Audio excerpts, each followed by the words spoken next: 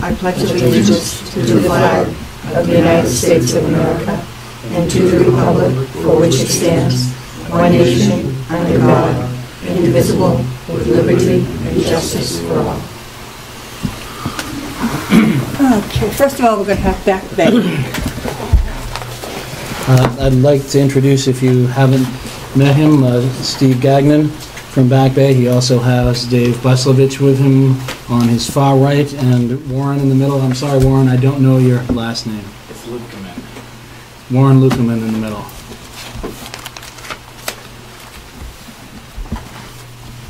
Okay, do you want to start out with some kind of a statement, or do you want us to ask questions, or how would you like it to go?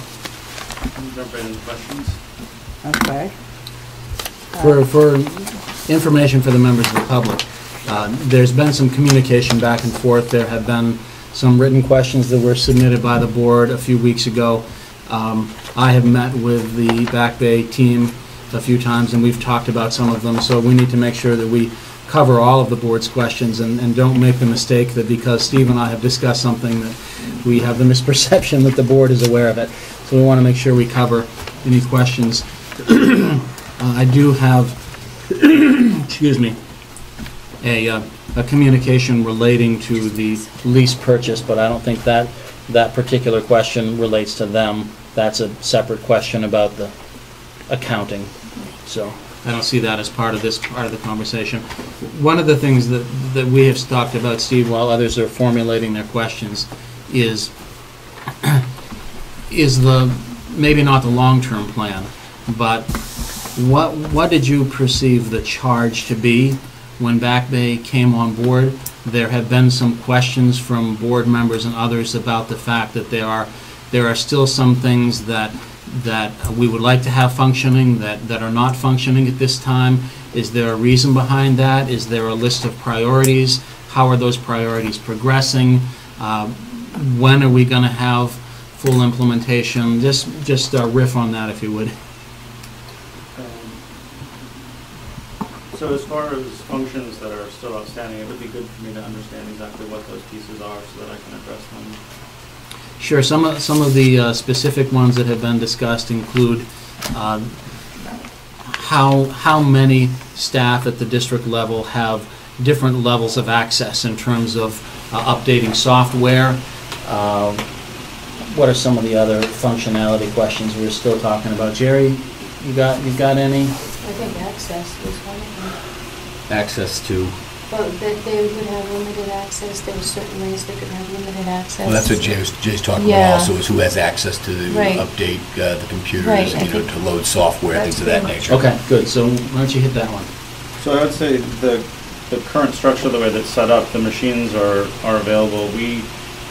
Because we've replaced a lot of these machines and new machines have gone into place, the internal structure of who has access to that has not yet been defined. It's not our intent to hold access from anyone. It's a matter of waiting until the machines get in place, and we had people on site last year that are not here this year, so it's determining who should have that access. But also that access does have to be limited for some people, and I would say for most of the staff, just based on the functionality of the network, so that there is a certain amount of control. Otherwise, it's a free-for-all, and you lose control over those machines and what gets put on them, and that makes it harder to manage them. It seems to me that there would be more personnel needs in Wakefield if there were completely wide open access, because there would be more time necessary to provide support and also to be able to resolve any problems that came up. So you're really balancing two things. You're balancing the efficiency of people having access to make the change they need to be functional versus the potential problems and the personnel needs of addressing problems if too many people have access. So how do you envision us deciding what the right access is for individual people? I think the access on that particular part would be done based on groups. So there would be someone on site that would have the ability to type in a password that would allow someone to install software. but that person would have to be able to determine whether that was legitimate software, and that's really what it comes down to for us. So the structure can be put in place, but as far as just allowing people, and a lot of it with staff machines revolves around our experience and what we've dealt with in the past, and because these machines are issued to staff, they do go home, and kids do use these machines, and we do have to protect the machines and the district's equipment from what happens outside of this building as well. I think I want to go back to the warrant article and ask a couple questions there. Okay. Did you work with Apple to put that warrant article together, the quote? I worked with Apple on the quotes, yes. Okay, were you aware it was only a 30-day quote? Yes. Okay, so when that warrant article passed, did anybody contact Apple and say, what can we do? We've guaranteed the money, or, I mean, because the board had no idea that we were going to have a whole different contract come before us. Well, it never did come before us. Okay. And I just, can you tell me about that?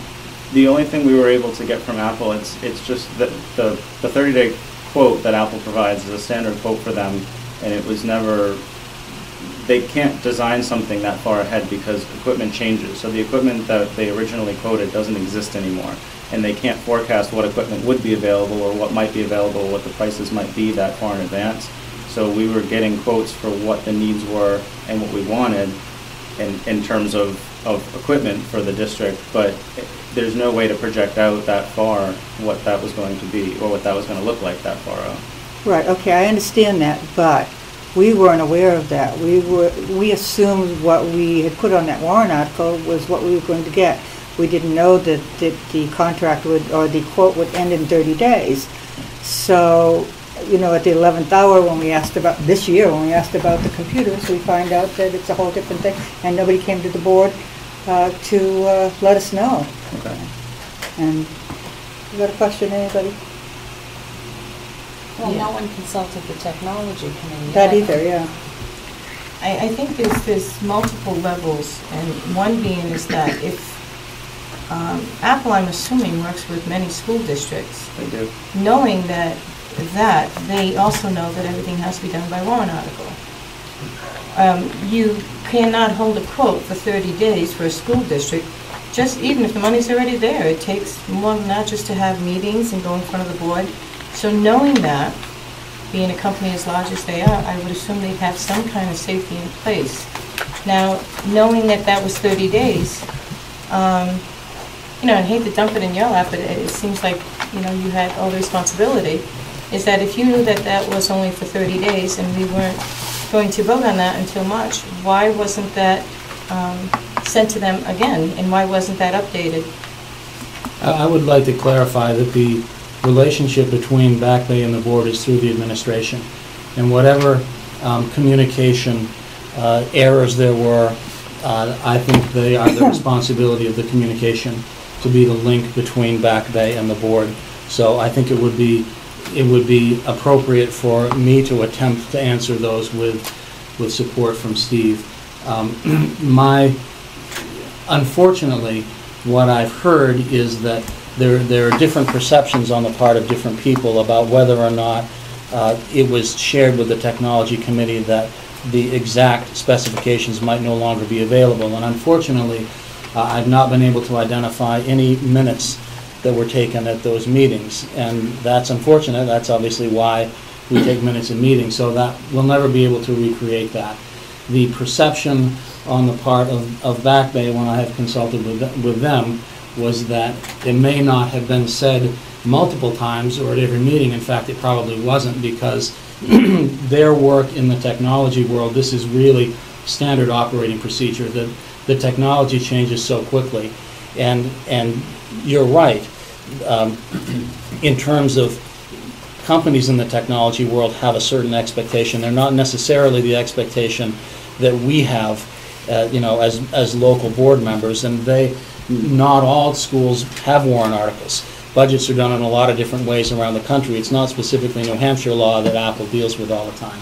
So from my understanding and my interaction with Back Bay is that they find that this is standard operating procedure and that they may not have been as clear or repeated as many times as might have been helpful to the technology committee. I have no idea whether it was said or wasn't. I wasn't there. Unfortunately, there's no record of the meeting, and we are where we are, and I think where we are is that the technology that we were able to acquire is better technology than the technology that was on the warrant article for a lot of different reasons, and maybe that's something that you would want to touch on, Steve. Well, let me say something first. Back Bay subcontractors are actually not employees of the district. No. That's So correct. I think that we have a right to ask a subcontractor question. That's right. Well, you absolutely have the right, but the relationship, they work through the administration, and it's the administration's responsibility to make sure that your contractors know what your needs are and provide you the services that you need. So, the administration, I think, has to accept responsibility for communications and whether or not all the information was available that they needed, as well as the information that you needed. Well, with all due respect, how much experience do you have with school districts? We have experience with several school districts that we support throughout New Hampshire that we've been doing for the last And how long have you been 8 doing years. this? And you've been doing this with school districts for 8 years? I've been doing it with school districts for 5 years. For 5 years? Right. Through Back Bay? Correct. So you've been with Back Bay for 5 years? There's a combination of businesses that are involved in that, but I've been involved in this for 5 years, yes. At a ownership level for 5 years. Okay, so you're one of the owners? Correct. All right, so you're involved with Apple. I think that, my question is that if you work with schools, you know that the bid is 30 days and had to come before. So that's water under the bridge at this point because what was done was done. However, it is my understanding from our last meeting that it is typically Apple in particular, when they go to fill the orders, that they don't, if they run out of whatever the order is, they just fill the order with whatever they have without notification. And basically we're stuck. You wake up one morning and what you ordered is not what they're producing, and they literally don't even tell people. They make that have made orders, they just fill them with something different without advance warning. And I mean, I'm looking at this, and at the very least, that's extremely poor business practice. If I don't even know if it's legal.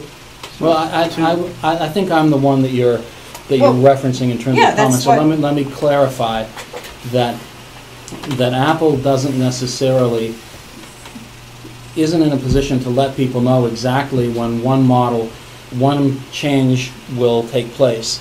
They do let people know when there's a new model that's coming out. And when new models come out, old models get phased out.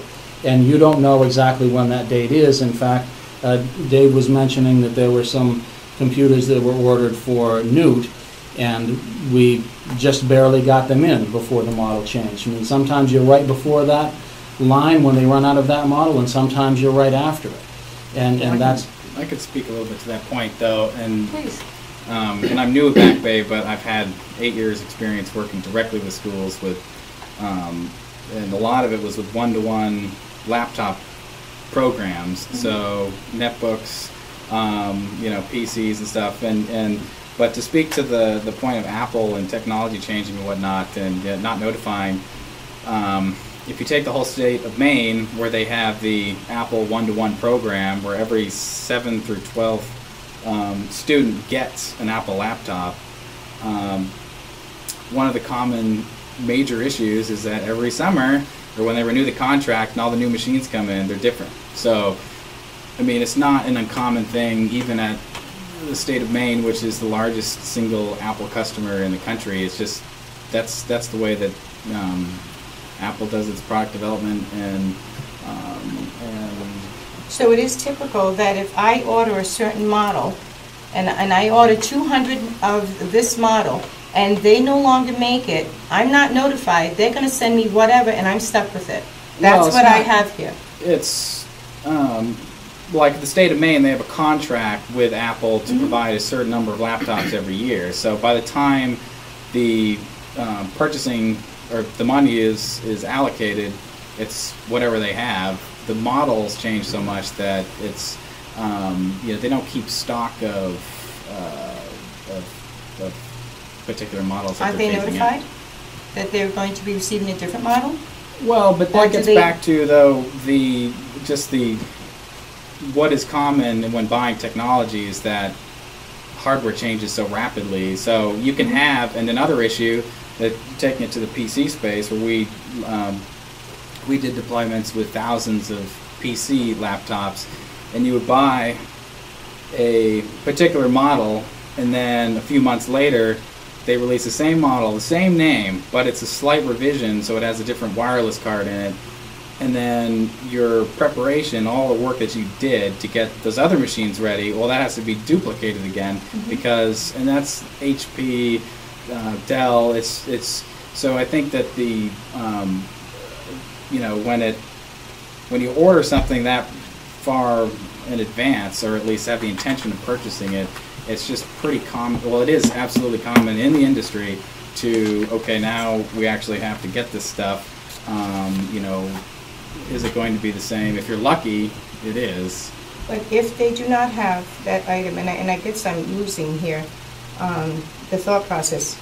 My question is that I ordered 200 computers, and I order a certain model. And when it comes time to fill that order, and you don't have that model, you have the right to just put any model you choose, and I'm stuck with it, and I have to accept it. That's what we're being told, and that's exactly what happened. I think the issue there, though, is that the amount of time that passed between what was originally spec'd. It's not reasonable to ask anybody 6 months in advance to hold a specific model that you purchased. And to go back to the point of purchasing and how Apple deals with school districts, warrant articles are not the only way that they purchase. It's not the most common way that things are purchased. So we got the quote for the purpose of writing the warrant article. The way that Apple handles that is Apple will take a PO in December and ship you machines, expecting payment in June when the budget passes. Right. That wasn't an option here because the warrant article prevented a PO from being cut Correct. until it was passed. So the circumstance is completely different with that, and that's why what was quoted isn't available. They didn't just substitute it. They didn't promise us anything. They gave us a quote for the purpose of the warrant article, and then to go back, even in March, what was available in March still had changed again when time came to order them just now. So I absolutely agree with you. It's not reasonable to expect an order 6 months, especially in technology. However, what I do not agree with is that this is common practice to substitute something without the prior consent of the purchaser. We are the buyers. We should not, by any means, have to accept something that they have on their shelf when that's not what we ordered. And I'm assuming that someone was notified. And all I can say to that is that before that was processed, we did get another quote from Apple, but what that quote was provided to us with the equipment is what's available. If that wasn't agreeable to the district, there would be no max. There wasn't it wasn't an a la carte thing. That's what was offered. So where's the That's second quote? With the second quote? You said that you did receive another quote. We received a revised quote for the purpose of ordering. That's what that Okay. order was based off of. We don't have that quote. Well, but we didn't approve of anything different. Got it after the fact. After they were purchased in here. So they didn't just substitute it, is that what you're telling me? You had to actually approve it. We had to rebuild the order based on what was Right. available, yes. Yeah, so you were told that they weren't available, this is what they were gonna substitute it with, and it was approved on your end? No, it was approved by me. We By you. discussed this at the Okay. last meeting. And- Can I respond to that? Absolutely. There was a board meeting, the discussion at the board meeting, and I think for the purposes,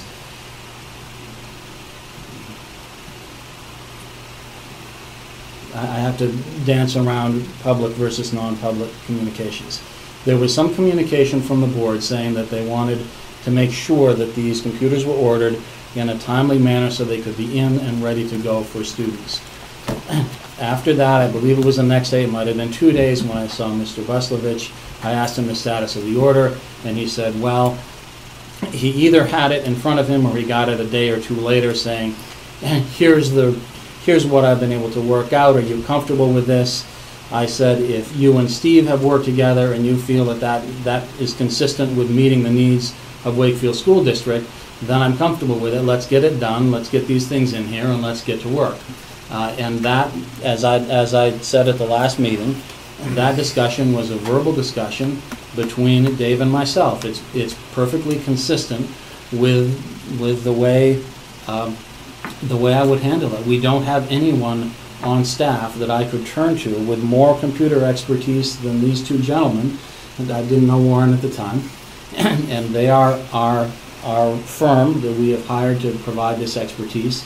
My understanding, which may have been incorrect, was that the board wanted this done. It is my understanding that the technology that we purchased is more advanced than the technology that was on the Warren article and has advantages.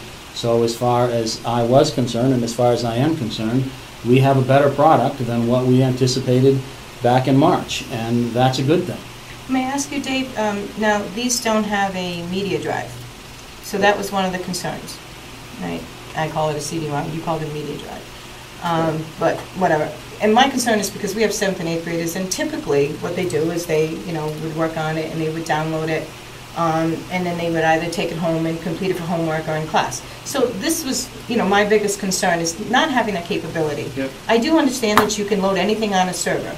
Whether or not anyone here in the building will be capable of doing that without contacting you, and then if that's the case, then you have to come up, at what cost? How much are we going to pay to have you come up to continuously be putting things on the server that we should be just putting the CDs in? We also just purchased new curriculum that comes with CDs, which we're not going to be able to use without uploading it to the server. And now if the children want to save their work, how are they going to do it? They would need, I'm assuming, I don't have the expertise you do, a flash drive, I'm assuming. At what cost, and who's going to provide that to over 400 students? And this is, like I said, with all due respect, this is what I'm looking at. These are children. The Mac Airs are not as sturdy. They may be more advanced in some aspects, but they're not as sturdy. Let him answer what you asked him so first. how do we, go ahead.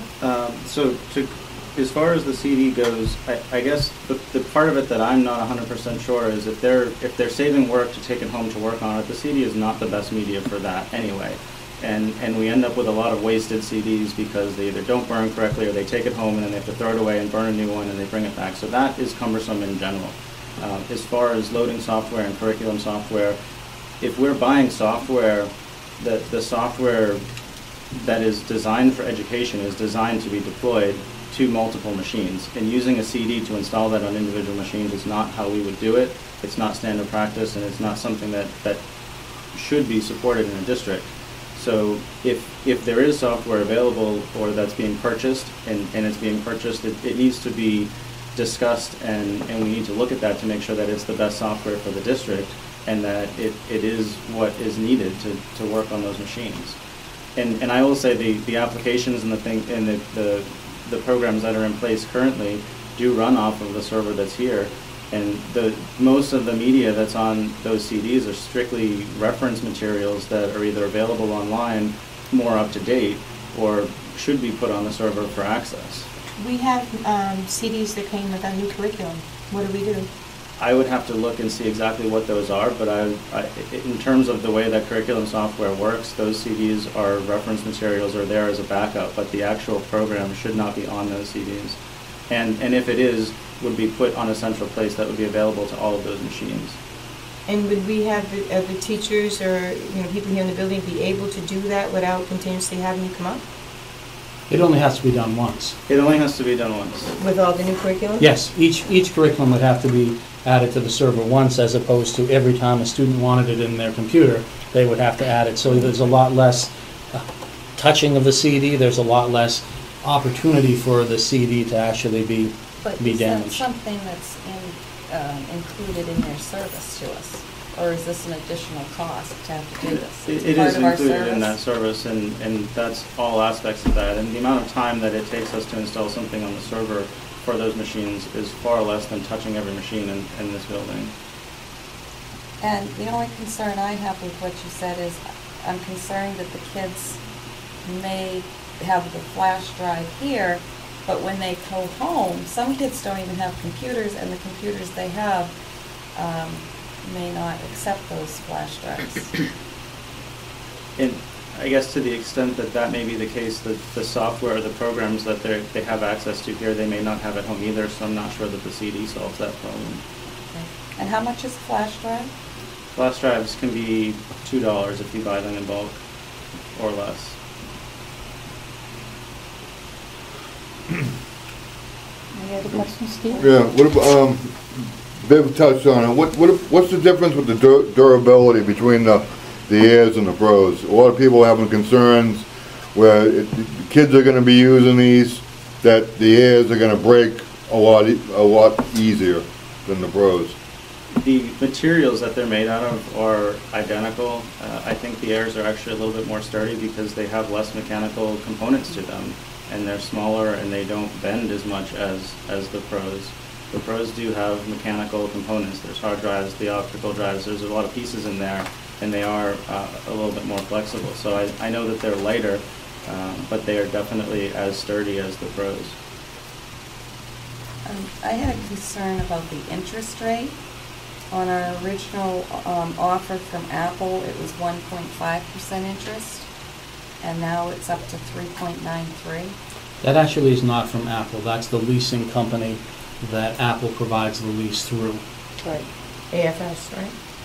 Yeah, that's But our right. original quote was 1.5. Mm-hmm. Well, yeah, that's the leasing company. And when I raised that question, which would not have been It's through not Back through Bay Back because they have Bay. no control over the lease, what I was told was that, interest rates are changing all the time, and that's one of the reasons why you had that 30-day limitation, was that interest rate was available for that time period. I don't know whether or not there's any opportunity to go back and ask for them to consider adjusting the rate, but that's my understanding, Julie.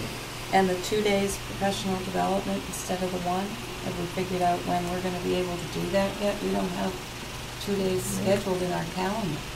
Well, we don't have that time scheduled yet. Did anyone ask Apple the question, can we exchange these for the Pros? Not return them, exchange them. Yeah, I think that was addressed in the last meeting. Well, I think your email said to return them, Yes. but has anyone asked if we could exchange them?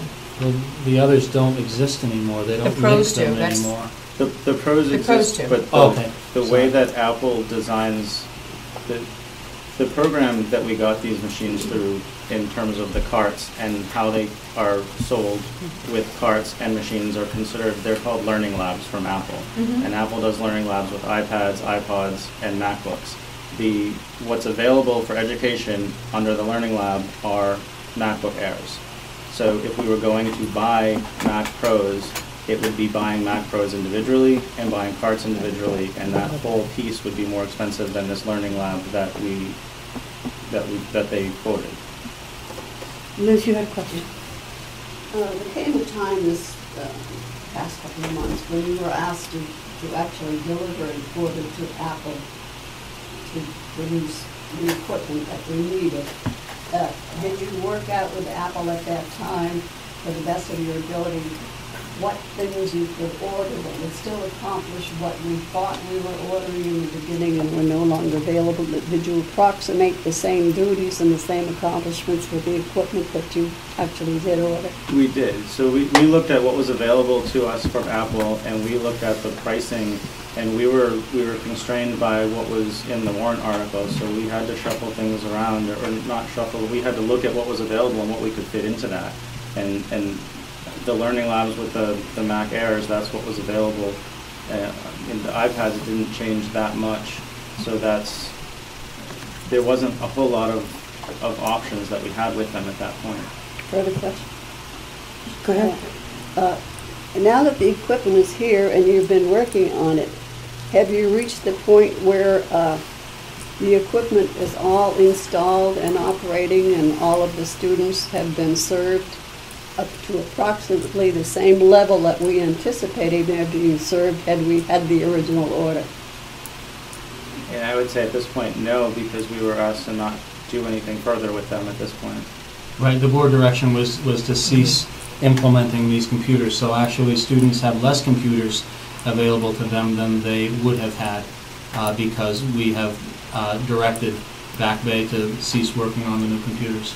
Well, then my question would be, if you had not been stopped, could you have accomplished, or can you still accomplish to the point where each student will be served in the best way that you and we can serve them?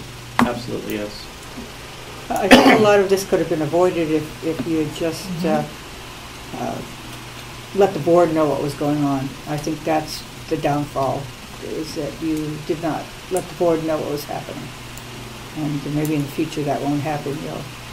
When something like this comes up where a decision has to be made, it's really a board decision. So, I mean, we use your expertise, of course, but it's got to come before the board. I know in that contract it said, please send in the minutes of the meeting where the board approved this contract. And there weren't any, so you couldn't have sent them that. Anybody else have any questions? Yeah, I have some questions about the cards. Okay, go ahead, you do. Go ahead. Elizabeth. All right, Liz. It sort of was our understanding that a member of your group would attend our technology meetings in the Yes. school. Is it your anticipation that somebody from your group will always be at a technology meeting from now on? It is, yes. If the schedule was provided to us last year, we were able to get the schedule and we attended every meeting that we were aware of. Well, I don't know that I've was- received the schedule since then. I was on the technology committee for better than 2 years. And I don't remember, I have a slight recollection that you might have been there at one of those meetings, but it's not a very positive recollection to me. I've If I been would to- answer to the board, I would say they hardly ever come. Right, and I went to 5 meetings last year once I was made aware of them and given a schedule. But I would also say that our involvement in the district to that level was only, it's only at that point till the summer started in November, so. And he wasn't aware of the meetings because I personally had asked the person that had to give him that information to give him that information, because he didn't until that point. So once they received that information, they started going to the meetings. Yes. When you went to the meetings, Steve, they were in attendance, right? You have a question, Judy? Yes, I'm concerned about the carts. We took some of our old carts and adapted them so that they could be used with this new equipment. There was one cart that the power adapters had to be changed out of. But as far as the structure of the cart and the functionality of the cart, the machines fit in there, and we just had to swap out the power adapters. Okay, I guess my concern was that I wanted to make sure we weren't going to void any warranties on the machine by not putting them in the proper carts.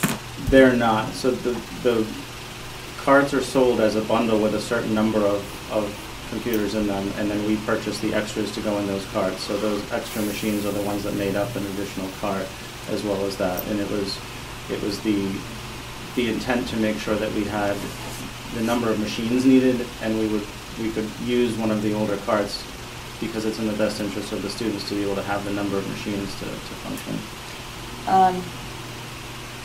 When you buy a learning lab, you get 20 Mac ears with it. Right. Is there a requirement that you have to buy additional ones, or you can just buy the learning labs? You can buy the learning lab. It was our understanding that 20 wasn't large enough for a classroom.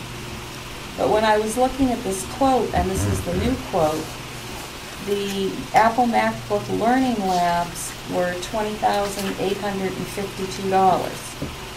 And we got 4 of them. The Warren article said 5. So you ordered an additional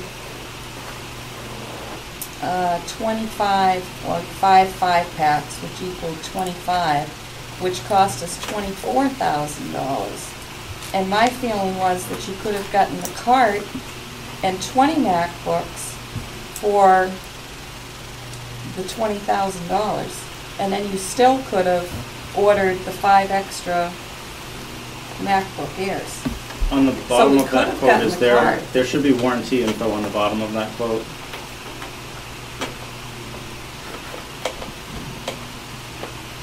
What about it?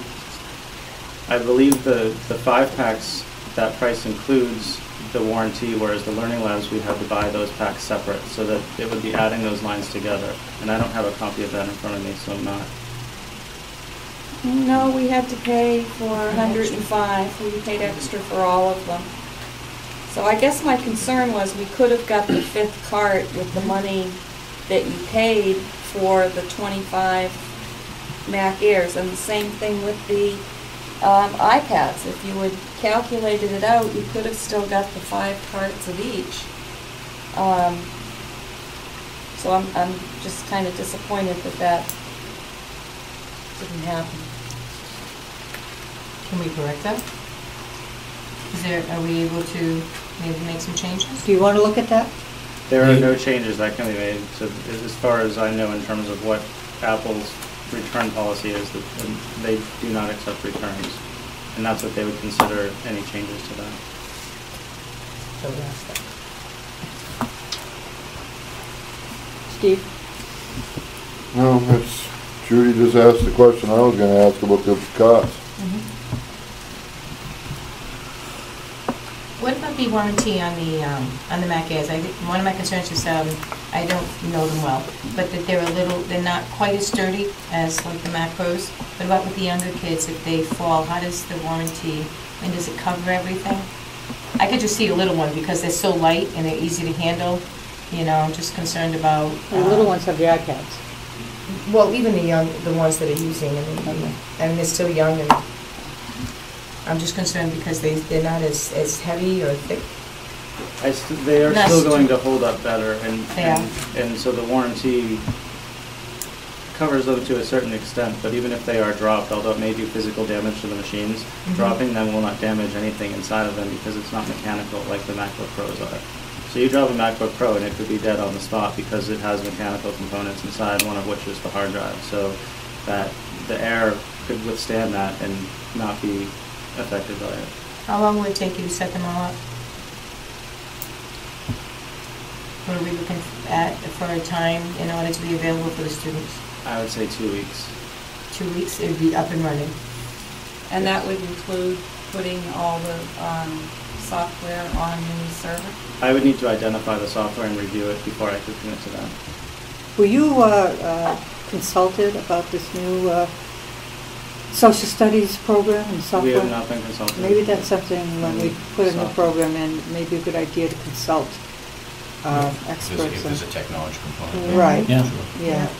Because almost anything we order is going to have a technology component to it. I would think so at this point. Now we have some feedback. Yeah. Well, the social studies committee was assuming that we were getting the MacBook, I understand MacBooks that had the CD I understand in it, that, so they would assume that they were going to be able to. But I still don't think it's a bad idea. No, it's because not they a might- bad idea, but I mean, it's not the social studies Oh, no, committee's no, I wasn't fault. saying anything against them, but I'm thinking maybe we don't have to order all the CD-ROMs that we ordered. Maybe it could be done with the one and, save money if they had been consulted. Maybe there's something that could have been, just for stabbing it out. Anybody else have any questions? I just wanted to clarify something on the minutes. You may? The leasing company said they wanted minutes if it was voted in the budget, and the warrant article if it was a warrant article. That's probably sent the warrant article. That's not what the contract said. It's checked off board minutes in the lease and it's signed. So they told us they wanted the warrant article. That could be what they told you. I'm just saying that. Yeah, but that's not what's in writing. But if that's what they told you, that's probably what you. That doesn't hold up, though. That's probably sent the warrant article. Okay, right. Any other questions for Back Bay? I don't have any for Back Bay, but I still have questions about the computers. Okay. I would like to thank the fact that 3 of you are here in the evening when I know all 3 of you have been at work all day. I really appreciate it. Thank you very much for your support. Thank you. Thank you for coming.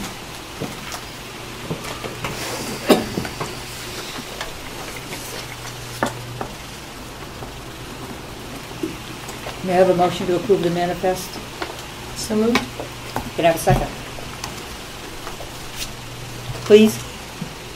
Second. All in favor? Aye. Okay. Now, Barrett. Does everybody know Barrett? Yes.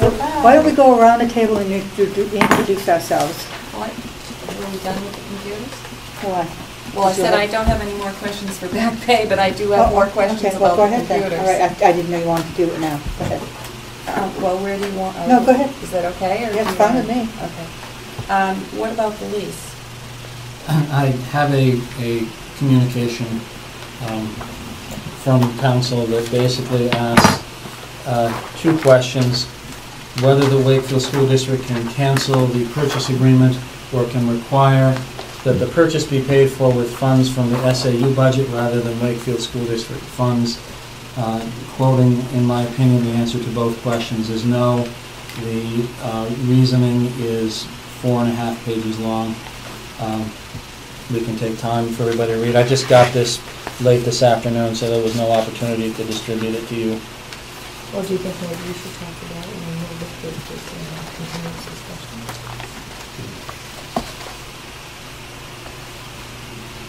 Just look at the last paragraph on the last page.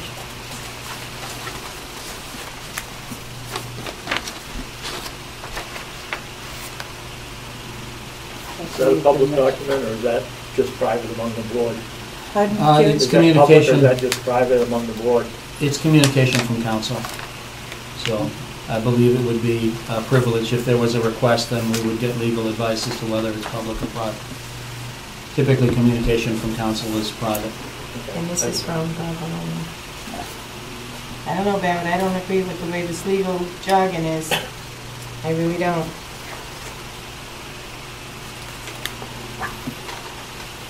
Can we get a second opinion?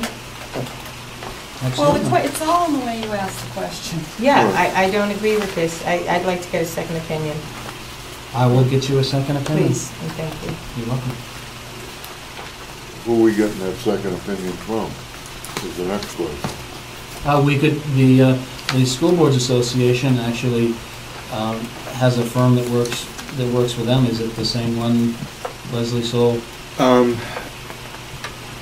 Not that it would be through the School Board Association, but it's just another firm. LGC? We work, the LGC wouldn't No. provide an opinion. I mean, we work closely with all the attorneys that practice school law in the state. And because I have a close working relationship with all of them, I don't recommend one attorney over the other. I can provide you a list of all the attorneys in the state that practice school law, and I would let the board then make its own decision, or your superintendent make the decision of who you wanted to call. Barrett, if we have something like this and, we have our school board attorney give us an opinion, is it something under the New Hampshire School Board Association that we, is that part of our agreement? Are we able to ask you to look at something on our behalf or advise us? You can certainly ask me to review documents, contracts, and whatnot. Okay. We generally don't offer firm legal advice with anything that may potentially lead to litigation or anything Okay. that the board is, especially if the board has already received an opinion from its own attorney. Okay. It's not our position to undermine the attorney, offer No. a different position. I know that's not what you're asking No, me to no, do. not at all. That line between legal information and legal advice isn't always clear. We generally handle the right to know law questions, the policy questions, something this complex, dealing with just from what I gather, some sort of lease or contract with Apple. If you were to contact me initially, I'd certainly look it over, but if you wanted a firm legal opinion, I would always recommend that you contact your own private legal counsel. I'm there sort of for the first set of eyes, and I might offer, some general advice and recommendations, but Would the board like to, again, Mr. Barrett, have him take a look at it? Or do you I'd just be want to hesitant to set do up that. I'll be honest with you, I'd be hesitant to do that. Just knowing that you've already received a legal opinion that So that you that you can- paid okay. for. So.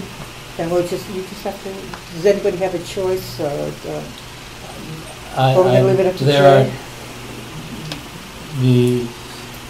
There is a specific firm that I worked with when I was in Maine and also in my previous job, so I have a relationship with some of them. That may be something you want or something you don't want. It may simplify communication because I know who I'm talking to, but you may feel like having somebody that I don't have a relationship with is a preference of the board, and either way is fine with me.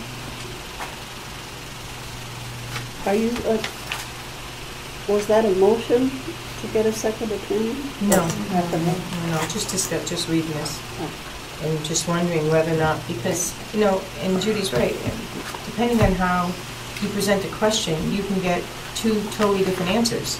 Well, the question here is, you have asked if the Wakefield School District can cancel the lease purchase agreement or can require that the purchase be paid for with funds from the SAU budget rather than the Wakefield School District funds. I don't see anywhere in here where it says, and maybe I'm missing it because I'm just scanning this quickly, that the lease was never signed by the Wakefield School District. The lease was signed and made out to SAU 64.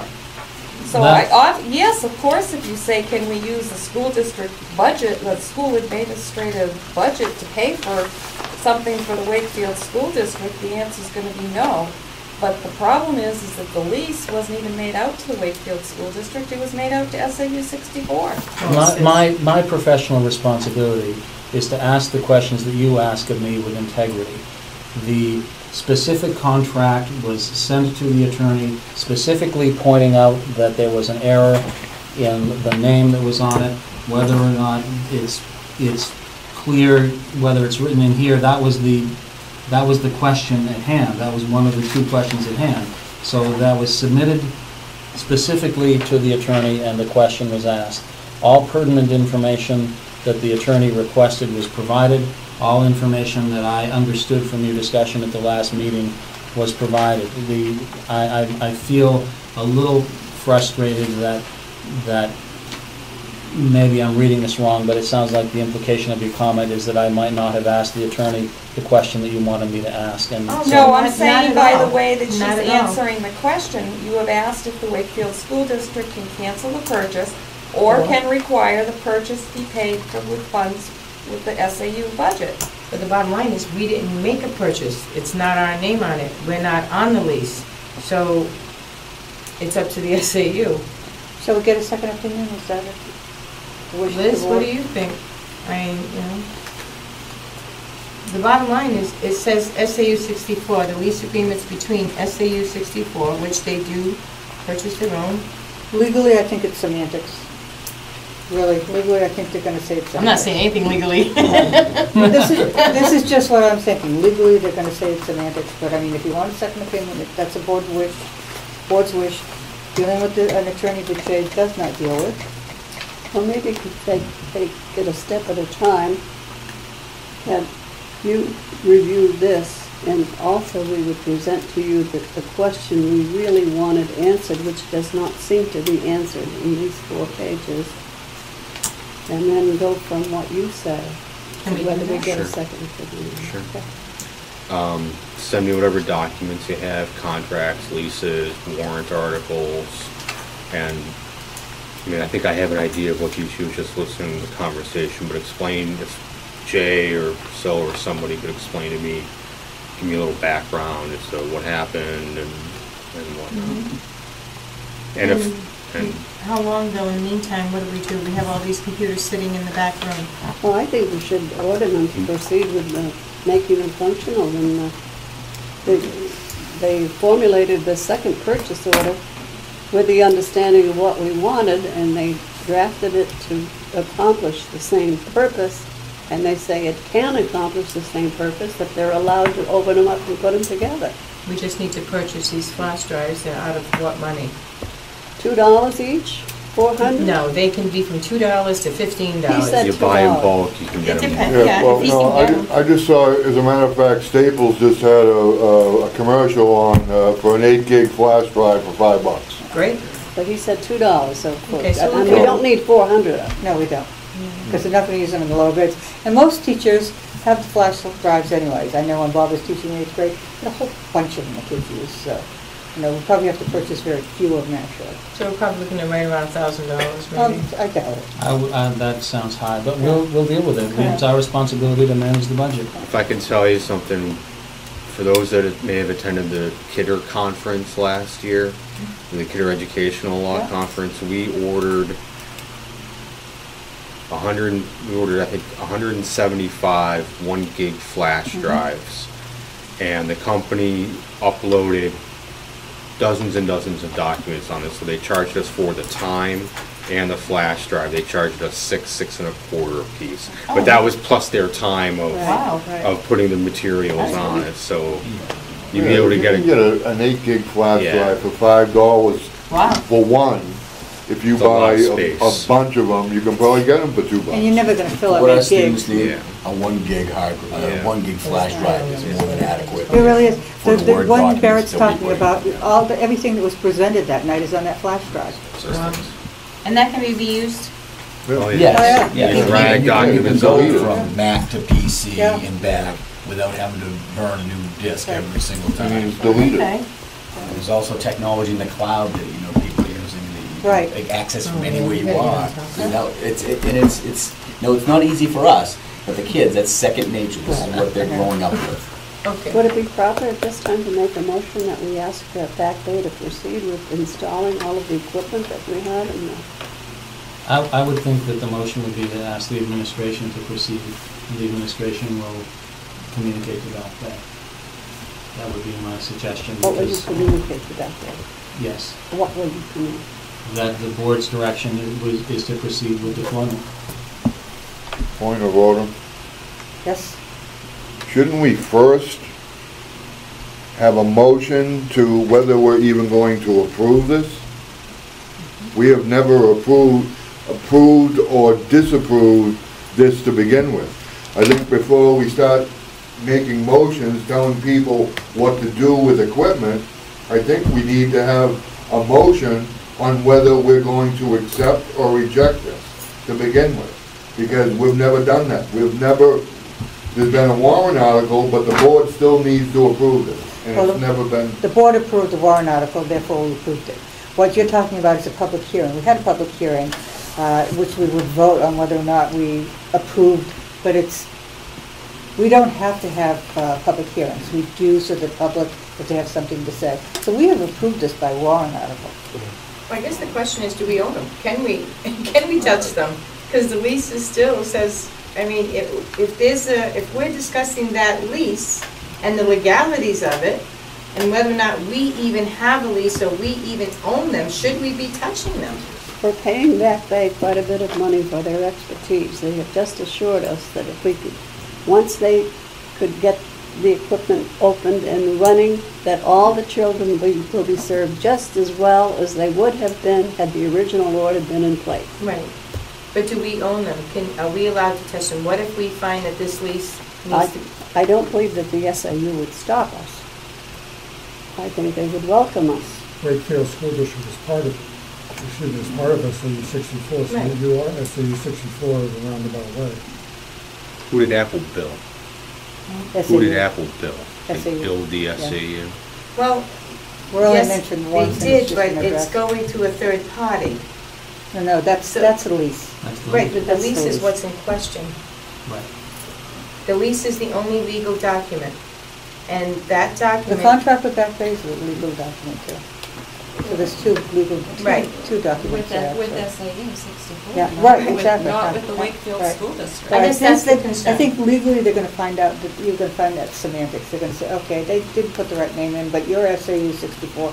The intention was for your district to have these computers, you know. So we didn't I really just, pay that interest rate. no, and I agree with all that, I really do, but I think when it gets down to it, that's what the legal opinion's gonna be. Yeah, you have a That's legal my thought. opinion to that effect. Yeah. well, because and I'm just skimming through, but if down at the end, finally, there is an implied covenant of good faith in all contracts. They got you right there. So, and then it Well, I goes, guess I agree with Liz. I mean, they're sitting back there, let's... It's So is there a totally motion? irresponsible of us Yeah, not it is. to proceed with it and get it going as fast as I possible. agree. and then if you go on to the next page, start at the last sentence. In my opinion, for the board to claim now that the lease contract is invalid because the board did not vote to authorize the business administrator to sign the lease would be interpreted by a court as bad faith.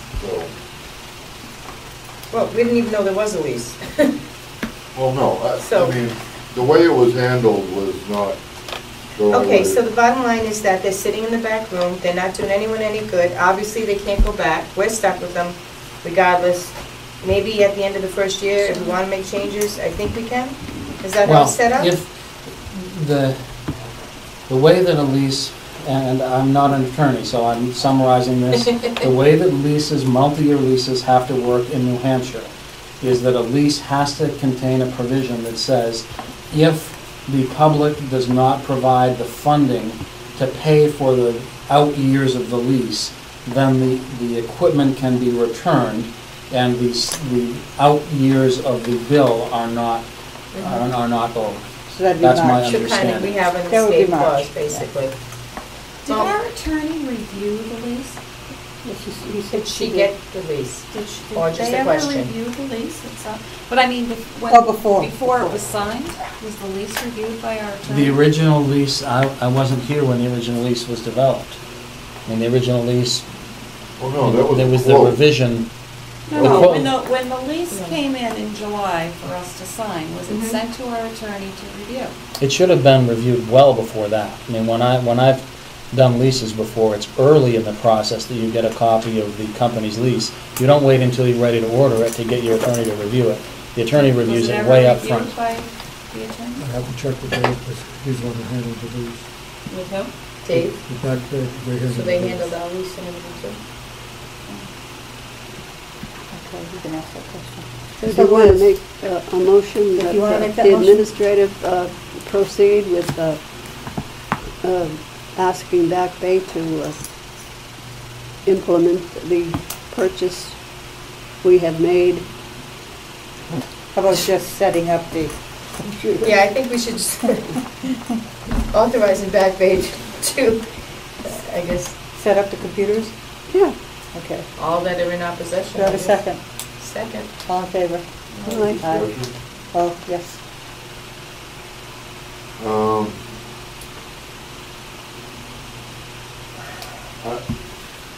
I totally disagree with the way this whole thing was handled. None of us disagree. We all- Yeah. Okay, but my point is, going forward, how do we stop this from happening again? Because the board should have been notified of these changes prior to any purchase. And this board was not notified. And how do we, so if we're not gonna have a public hearing, we're not gonna vote on, we're not gonna approve this, how do we stop this from happening in the future? Because this, I'm just, there has to be when you're talking about $200,000, this board has to be apprised of what's going on. And I am not ready to vote for something that we were never apprised of, especially $200,000. This is not acceptable, period. Well, in answer to your question, I think the first step is for us to do a better job of keeping records. When a committee meets, it should be publicly posted and minutes should be kept. And that, if there were minutes that existed that said in the minutes that there was communication that this wasn't exactly the hardware that you were likely to get, then the board would have been informed through its committee from the beginning.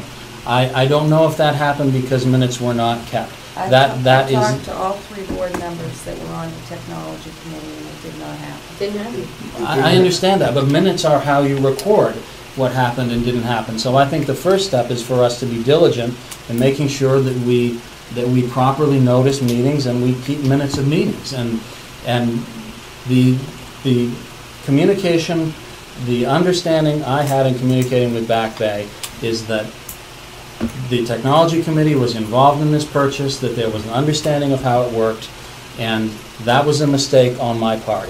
And I accept responsibility for my mistake, and I was trying to do what I thought was the direction of the board to get these ordered so that we could have them in. And I understand, and hear me again, because I see temperatures rising, I accept responsibility that the fact that there were changes I should have brought it back to the board and made sure that you understood what industry standard is. That was an oversight on my part. It was my third week on the job. I was trying to learn who the players were, including all of you. That is not an excuse. I need to communicate better. It is essential that the administration communicate effectively with the board. But I think that last question that I asked Back Bay, saying that some of this could have been avoided if they communicated with us. I think they realize now that, I don't think it's going to happen again that they don't communicate with us. So I think, because you'd asked how it's going to be solved. Right, but we may not always have the same players. Right. Back Bay may not be here next year. Jay may not be here next year. We may not have the same players. So how do we prevent this from happening in the future? Because I'm having a problem taking this to the taxpayers. I really am. This was not handled properly, and if a taxpayer comes and asks me, I'm going to tell them exactly what happened. And I don't think this board should be held responsible for this. We are, though. Well, we shouldn't be. And that's why I want to know what's going to be done to prevent this in the future. Do you have a suggestion? We need another policy. Well, in our policy, it says that the chairperson signs all instruments. I consider a lease an instrument. But did you see the response to that? I haven't had a chance. Right. I skimmed through this. I know, I understand, but, Bottom of page 3, Steve. so, I'm sorry, what? Dick? Bottom of page 3, last paragraph of page 3.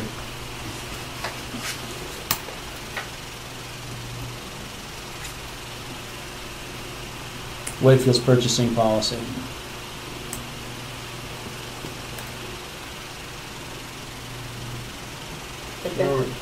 But that's, Well, to order. That's to order, that's not If you to look up authorize. above, school board policy BBAB. Right, that's what I Provides saw. that the chairperson shall sign the instruments, acts, and orders necessary to carry out state requirements and the will of the board. So that But should it have been says signed that it by doesn't Priscilla, say that she signs I didn't all do it. contracts. True. which means it would have come in front of us. I didn't do it. I know you didn't do it. Yes, it would have come in front of us. Do we need another policy? And that's what we need, another Well, I don't think policy. anything but- should be signed, especially that dollar amount, unless it comes in front of the board, period. So it has But to. that's what I'm saying. We need, excuse me, we're hearing that everyone's apprised of, and is aware of this, and it's not gonna happen again. But you can't say that because all the same people aren't gonna always be here in the future. So do we need a policy to make it specifically clear what is to happen with something, with a contract like this? It is happened. The other thing is that I guess I'm confused as to how a vendor has any authority to order anything. I think they make suggestions, I think they give their professional opinion, I think that they are involved. However, I wouldn't give anybody authority to order $200,000 worth of equipment for our school district unless it's us. Once again, the policy that states that. But it seems like they have a lot of authority. They did not.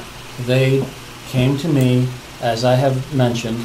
They said, as is normal, the specific technology is no longer available. We've looked at what Apple has available at this time, and we're looking and we're going to make a recommendation that's consistent with what the needs of the students are and consistent with the warrant article. They asked me whether or not I was comfortable with what they received. That was Dave. I asked Dave if he had worked directly with Steve on it to make sure that we had Steve's input. He said yes, and I told them that I wanted them to proceed. Okay. I assumed the authority, and if I did so errantly, I accept responsibility for it. Okay, does anybody have anything to add? We're reiterating now. I mean, does anybody have anything additional to add to Well, the I just conversation? would like to know whether we were gonna write a policy for this. Well, we have Is that a other policy things that are being exists? changed and signed for by vendors too. We have, our supplier of ink was changed without any bidding or anything, and that was done supposedly by Back Bay. I don't understand what's going on here. There's things happening without board approval, authority, or knowledge. I mean, Maybe Maybe this is a good opportunity for Barrett, because I'm because confused. where things are ordered from is typically not something that boards are directly involved with. Typically, the board sets the direction and decides how much money is available along with voter support, and the administration is responsible to carry that out, including determining what vendors. Unless there are large items that require bids, and those bids have to be They did. opened by the board. It was a violation of our policy. I mean, putting aside the whole computer issue, Yeah. just because, I don't know the ins and outs, and I don't want Right. to speak specifically to that. I think Jay's assertion is pretty much on point, that, the board can't be responsible for approving every purchase that's made in the school district prior to it being purchased. Absolutely, I agree. Pencils need to be made, reams of paper, basketballs, things of that nature. So you But have... there's a limit, there's a limit by policy. Right. As to what needs to go out to bid. Up to $5,000 or $10,000, right. The vendor was changed, it was Exactly. more than that money. Oh, wait a minute, let him talk. And, I certainly, I also don't know the administrative aspect in the sense of, how you order your supplies. Do you have do you have a lease or a contract with Staples or WB Mason, or is it made, as the need comes up, there's sort of an inherent authority to purchase reams of paper from, you see the ad in the flyer, or you know that you have a vendor that's going to give you a deal, or you call around to a couple vendors and see what's the price on paper this week. I'll be honest, I don't know how that works. The board could put in a policy, and I certainly recommend that you do, that the board is going to approve all contracts up to X thousands of dollars. Exceeding X thousand. Exceeding, $5,000, $10,000. To Mr. Brown's point about the policy and how do we not make this happen again, Right. my first sort of inclination, just in hearing the conversation tonight, is this wasn't indeed you need a policy, but this was almost procedural, more than, if we look at policies, the broad view, the board shall authorize contracts in excess of X thousands of dollars. What you need, what it sounds like would be, better, and I can certainly help you out with this, would be the procedures for, what's the authorization that a specific committee has, and does the committee receive the bids from the vendors, and then does that go to the administration, who then brings it to the board? These more sort of step-by-step processes that, just again, my impression hearing the conversation tonight, that seems to be where there may have been some miscommunication or some breakdown in the system. If I can ask a little bit too, just to sort of help with the general broader aspects and broader sort of policy implications, what is the concern with these computers? Is it that you didn't get what you thought you were getting? Is it significantly more expensive than what was allocated for the warrant article? That's what, just from listening here in the audience, I don't understand. I mean, if you want to move on from that issue, we can. Well, the basic thing is we didn't get what we thought we were going to get. And Okay. it didn't come before the board for approval. The change did not come to us for Okay. approval.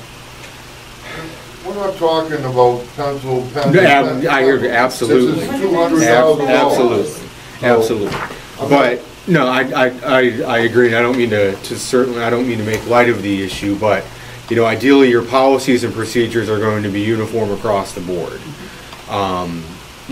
Again, why a contract never came before the board, I don't know. Why the board didn't see this lease prior, or why, the board wasn't informed that the purchase was going through. Again, I don't, I can't speak to that, other than, you need to look at what your procedures in place are. Again, beyond the policy, I assume you have a purchasing policy. But again, maybe that needs to be looked at as well too, and I can certainly do that as well. Part of the complication here, and maybe it's unfair to say this, but I think that part of the contributing factor was turnover. With a new assistant principal, a new principal, and a new superintendent taking their roles on July 1st, an individual acting in good faith ordered ink which is the other issue that was raised, acting in complete good faith and an understanding that that was appropriate. Somebody else also ordered ink acting in good faith. The administrative structure was essentially brand new. Yeah. Consequently, 2 orders were placed which have to be addressed. I think that everyone involved did so with goodwill, but the policy manual, and mind you, there are 2 policy manuals associated with my job, because there's another district, are hundreds of pages long. It's simply not practical with all of the hiring and all of the decisions that get made on a day-by-day basis to implement every one of those ideally within the first couple of weeks of employment. And if there was a mistake that was made through the procurement process, the bid should have been received, then again, I have to go back to the same thing. If mistakes were made in administration and procedures, then that is my responsibility. I can only learn about 2 new districts as fast as I can, and with a complete turnover in the administrative structure, everyone has worked well. We've had a teacher join us who has contributed and worked hard to help us move forward, as has everyone else. And the fact is that turnover is costly. And your point is very well made. If there's a policy that says $3,000 is the limit and things go to bid, then we as an administration, largely Andrew and myself, but everyone else needs to make darn sure that we're complying with that policy. And I think that's what needs to happen, is we have to review critical policies, make sure that I understand them and we understand them. It's our intent to always comply with policy. And when we don't, it's not out of any malice. We are doing our best to try to do the people's business. If I may then, if we have something that occurred and multiple people ordered ink, and we've been dealing with a vendor for a substantial amount of time with a substantial order, which is over $3,000, that by policy has to go out to bid, and someone took it upon themselves to change vendors without it going out to bid and without notification, and with an order that was approved and in place, then I believe that the way to correct that is that order should be delivered, and that should be reversed back to the way it was, and it has to go out to bid, and proper procedure needs to be followed. Then we would have a third vendor potentially that has a contract that they think we need to adhere to. And no ink. But we have a full order that was approved, packaged, and ready for delivery, and canceled while it was on a dock. We have 2 orders. So and he has you're right, it's potential a for problem. suing. He's worked with us for 10 years. The order was approved, packaged, ready for delivery, and then canceled midstream. If we're going to talk about situations in which you feel there is some legal liability and the potential of lawsuit, we should have the discussion in non-public. Andrew told us once that at least 3 people looked at every purchase order. Well, I don't understand how that purchase order was changed after it was approved, packaged, and ready for delivery. Okay. If we're going to discuss matters that I'll put that in non-public. All right, would you I'll put please? that in Thank non-public. you. You do have a motion and a second. Yes, I do. I was just going to say that. Any other comment or? What was the motion? Motion is To have the administration ask Back Bay to proceed. Yeah, motion to direct the administration to proceed with setting the computers up. So with Back Bay. Motion and a second. Any other discussion? Did we get any answer to a policy that handles something like this or not? You said there was Sarah, a... can you Help us. possibly? Absolutely, absolutely. If I, for procedural aspect, for the purpose of this, I'd recommend you deal with the motion that's on the floor, and then if we want to talk a little bit about policy, maybe we can certainly do that after, just so we don't conflate the issues. Okay, so we have a motion and a second. All in favor? Aye. Aye. All opposed? All right, 2 opposed. 3 to 2? 3 to 2. Okay, now, Barrett, you want to address that? Yeah, certainly. I think I did a policy review for you. Did I do a policy review for You did, Wakefield a couple yes, you years did. ago? Yeah. Send me the policies that are in question. Purchasing, ordering, signing of contracts, anything else you think may be related, even if you think it's just a tangential relation. If you have those electronically, send those to me. I'll give those a once over again. I'll do some research about, I'll look at other districts in New Hampshire. I'll look at districts statewide. I'll contact some colleagues that I know. I'll talk to some other attorneys, and I'll get back to you with, maybe a variety of options. So I'm not just saying, here, use this. I'll give you a couple different templates that the board can look through. One about purchasing, one about signing contracts, and I'll certainly look for some procedures. Just again, that seems to be where the breakdown, again, my sort of outside listening seems to be where the breakdown may have occurred. Delegation of authority relative to purchasing, and I'll try and get back, like I said, to the board with a couple of different options, and then you can read through those and put in place what your local board feels comfortable with, rather than me sort of telling you what I think is the best practice or the best. Could that happen in time for our next meeting in 2 weeks? You want a time? Can you have that in 2 weeks? Yeah, I can probably do that. If you can get them to me by the end of this week. We'll work on getting that. I can get something back. If you can get those to me by, say, Friday, I can get those to you in a couple of weeks. Steve is anxious to get it in place, and we're having a meeting in 2 weeks. And just so we're clear too, that's all part of your membership dues. There's no additional fee or charge or anything like that. Thank you. Yeah, absolutely. Now, we took the vote. Now I'd like to introduce Barry and Christine. And if we could go around the room and introduce ourselves to Barrett.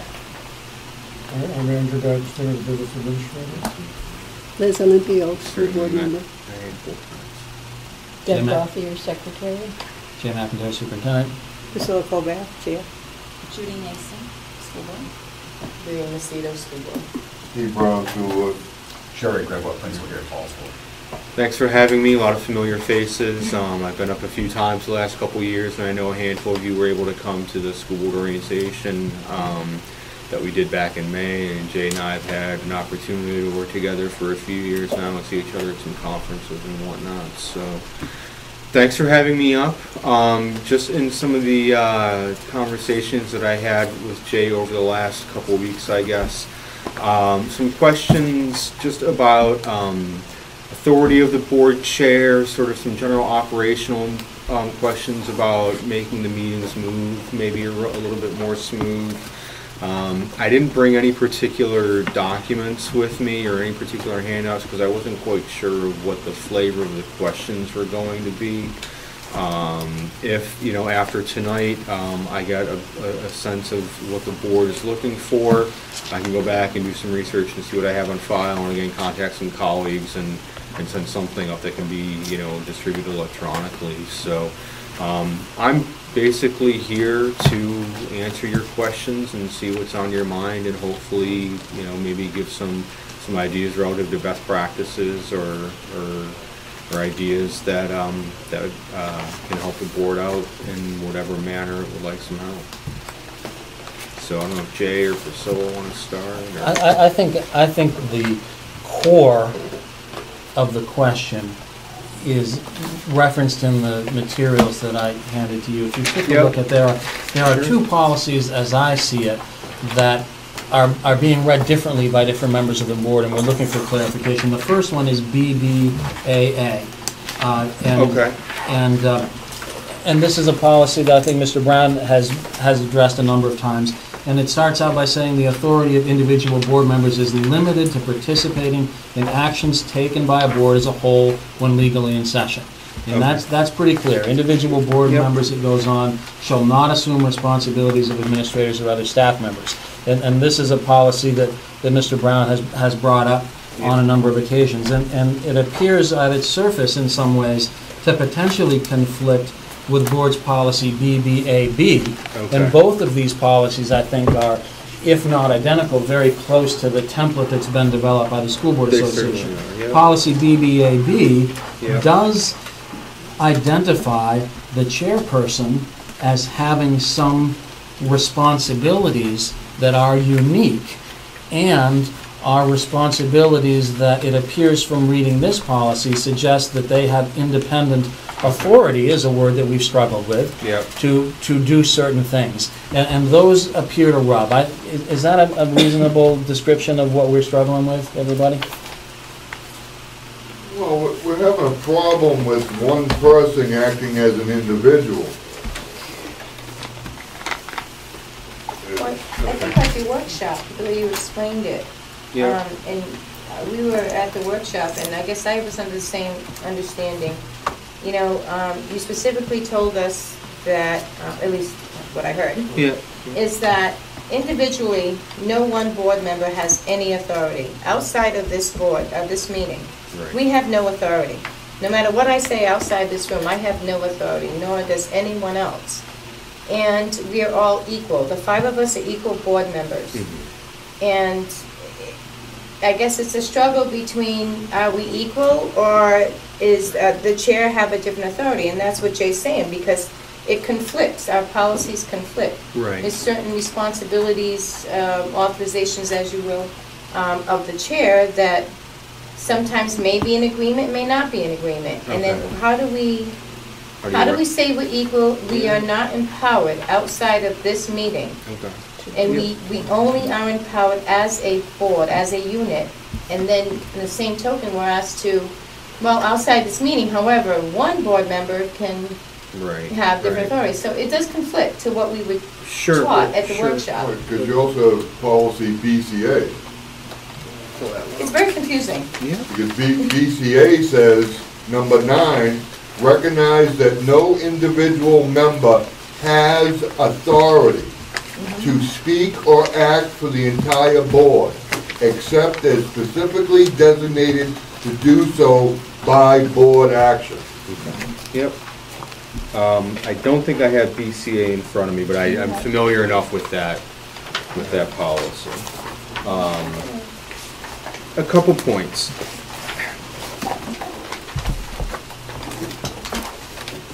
Yes. No. Thank you. It may have been in my. That's fine. Recognize the name. Certainly. Number 9. Yep. I see it. Thank you. Let me see if I can sort of clarify the intent of these policies. And as an initial point, indeed, policies ideally are going to be cohesive, where, you know, BBAA works together with BCA and works together.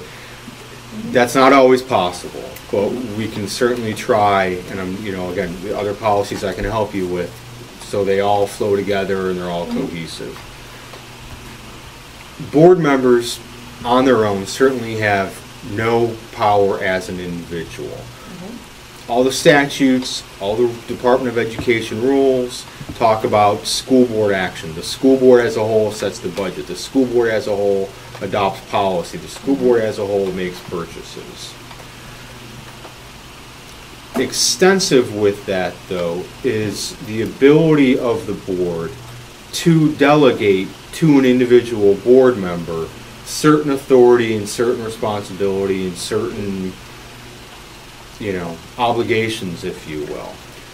Normally that falls through, in the policy realm, that could be through to the board chair through policy BBAB.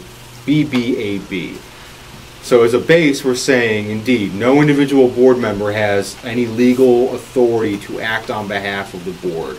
You as a board member can't go out and buy computers. You as a board member can't go out and buy the ink. You as a board member can't go out and hire a staff member or a teacher. That makes sense. That only official board action taken by a vote of the board is legally binding on the board.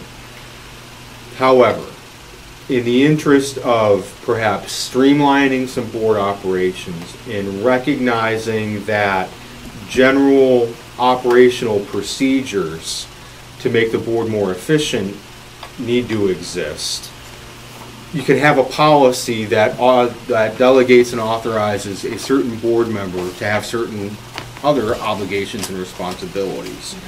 When we look at that line in BCA that Mr. Brown mentioned, except as specifically designated to do so by board action.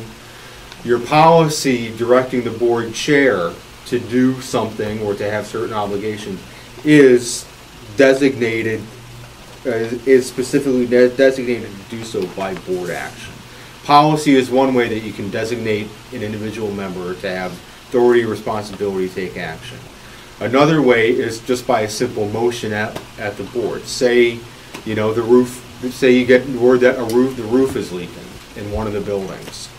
The board can say, you know, Priscilla, we're going to authorize you to look to, you know, work with Jay and the facilities manager to look into this. Or Vivian, we're going to authorize you to speak with Jay and the custodian about what's it going to cost to get this fixed. Designated by board action to have some responsibility and some authority outside of official board action. You've been designated the liaison or the contact person or to sit on a particular committee representing the board. But I don't make decisions. You don't have any specific decision making. Well, I mean, the board could, again, so much of it is determined by what your policy says or what the charge is that's given to you by motion. You know, they could say, you know, I mean, go out and, you know, you can look at the two contracts, the two vendors. If it's not more than $500, we trust you to make the choice with who you want to go. The board could do that. Okay. I mean, that's a, go ahead. No, I mean, that all makes sense because it's all been by board action. Right. It's when someone acts without board action that is where the problem begins. That the action is beyond what the policy particular states giving them.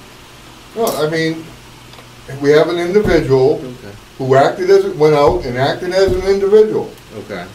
And without even discussing it with the board, was apparently going to represent the board. Without ever any mention to the board. It actually happened to be found out by just a coincidence. But it was never discussed with the board. That's the problem. Then what from there it went, because me and another board member were going to go, and we're on a committee that we're discussing an issue with the Board of Selectmen. Okay. We were planning on going to the Board of Selectmen meeting to discuss with the whole board. I should clarify that there was one selectman representing as a part of the committee that we're on, representing the Board of Selectmen. Yep. So me and the other board member were going to go to the Selectmen's meeting to discuss with the Board of Selectmen how we were going to proceed. Okay. Then we find out that we have another board member who's acted as an individual and gotten on the agenda. For the Board of Selectmen. For the Board of Selectmen. Now that's 3 of us. Right. So the board member contacts the school board attorney. The school board attorney gives a legal opinion. All 3 of us, it would not be a good idea for all 3 of us to be at that meeting. You had a potential meeting of the school board then. At that point, that school board member stays home, who had planned to go to the selectmen's meeting. Because that other board member took it upon herself and acted as an individual, this other board member lost the opportunity to attend that meeting. If that didn't happen, it wouldn't have been a problem if it had been brought up to the board. Right. I don't think that's asking too much. And part of this comes down to whether it's formal or informal. Right. Because I think the action in question was when the chair went with me to a selectmen's meeting to introduce me to selectmen. Now, I think it would be absurd to say that a board member can't introduce me to people in the town. You know, if I'm with you and we run into each other at Poor People's Pub, but the question, it was a formal selectmen's meeting, and that other people were going to attend. So that's part of it too. Right. When it's a formal setting versus an informal setting, introducing me, I hope every board member has introduced me to someone at one time or another. Yeah. But it was in that formal setting, and how does that play out? It's the concern about it being a quorum and whether or not it constitutes a meeting. And, you know, when you go through these workshops, you're taught this, and you try so hard to make sure that you know, don't allow that to happen so that you don't get yourself into any. And then you have a legal opinion from the school board attorney that says, don't do that. That's not right. Was this just a misunderstanding? I mean, Well, I got on the agenda to introduce Jay. The school board, excuse me, selectmen meet the opposite Wednesday of us. In the summer, we had meetings that were kind of willy-nilly. They weren't on normal days. So the only window of opportunity to introduce Jay at a selectmen's meeting that wouldn't conflict with our meetings would be that particular Wednesday. So I got on the agenda. They weren't on the agenda. There was nothing on the agenda about other school board members being there. I got on the agenda just to introduce him. We went, I introduced him, he talked to the selectmen for a few minutes, and then we left. I knew that after the fact, I knew that this transportation committee was going to be there. But I said, that's not going to be a problem because I'm not going to talk to him. I'm not going to make any decisions. We're not going to be conducting any business. So really, there's no problem. And I just got something here from Barbara Lohman. It is my understanding that at a recent meeting of Board of Selectmen, Priscilla Colbath, who was in attendance, introduced Jay McIntyre to the Board of Selectmen as a new school superintendent. A question has been raised as to whether Priscilla should have done this, since the school board did not vote to authorize her to introduce Jay to the Board of Selectmen. I see where this, yeah. In my opinion, a vote of the school board is not required to introduce a new school official to the Board of Selectmen. That's Barbara's opinion. The question would be, you know, whether Priscilla taking it upon herself to go and introduce Jay to the selectmen constitutes official board action. I mean, you know, and if it does, you know, is it in line with the policy? I mean, you have the opinion from Barbara, so I'm not going to offer, you know, a legal opinion on that. My desire is to, you know, see what we can do to, you know, limit these misunderstandings, operate in a manner where everybody's on the same page, whether it's revising the policy, whether it's just a simple matter of, you know, a phone call that can, you know, alleviate a potential problem. Right. I mean, you know, it didn't bind the district to anything. It didn't. I understand your concerns about there was potential for an improper meeting. That's you know, the right to know law is near and dear to my heart because about 90% of the legal advice I give is relative to, you know, relates to the right to know law. You know, is this just? I mean, again, well, what's the question before the board that I can help answer? Were you gonna? Judy? You look like you were gonna say something, Judy. Well, I really haven't brought this up before, but Priscilla, you were aware that we were going to the meeting because the week before you had said that you were going to introduce Jay. You said that to me in a phone call. Okay. And I said, please don't do it at the next meeting because Steve and I have to go for the transportation committee. I do not recall that. Truthfully, I do not recall that. So and that could that's very easily have been said, but I don't recall it. Lies. To the point where now Barbara Lohman is contradicting what was reported to us back when that happened. Judy stayed home because of Barbara Lohman's legal opinion. So I'm now What's bothering me about this whole thing is that we have so much that needs to be done in this district and so many issues. We've got computers that were ordered incorrectly. We've got staff and student handbooks that we've been struggling with.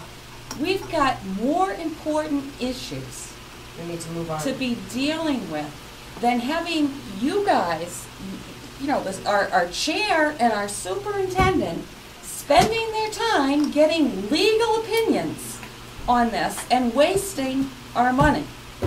We have a lot of things, I mean, we have a full agenda tonight. And the policy committee has done the best they can to try to address the policies. We went back and we've done them again. And I think that we tried to be very fair and tried to take into consideration both people's feelings. But quite frankly, I'm sick of wasting the district's money on legal opinions over what is turning out to be just a personality problem. A non-issue. This shouldn't be an issue. Well, you're just as guilty. I'm I sorry. don't remember attacking anybody. No, but you're just as guilty of egging it on by getting these legal opinions and emailing Steve and sending things to some members and not to him. It's become, I'm sick of it. I feel like I'm being put in between board members. I feel like I'm being forced to choose between who's right and who's wrong, and all I want to do is get back to the business of the school district and do what's best for the kids of this district. So let's deal with the fact that the policies have been changed, and let's see if we can agree on the way that the policy committee has solved this issue, and see if that satisfies everybody. It's just a question of whether there is, in fact, someone has authority. And I don't think from everything I read, the New Hampshire School Board Association, a fundamental rule often not understood by new board members and sometimes not followed by experienced board members is that they have, in bold letters, no authority. The chair specifically said on July 12th, I have the authority, quote, unquote. Where was this, Steve? Could I ask you that? Where was what? Where were we on July 12th? In the modulars. And I For the vice principal interviews. And I said I have the authority? Quote, I have the authority.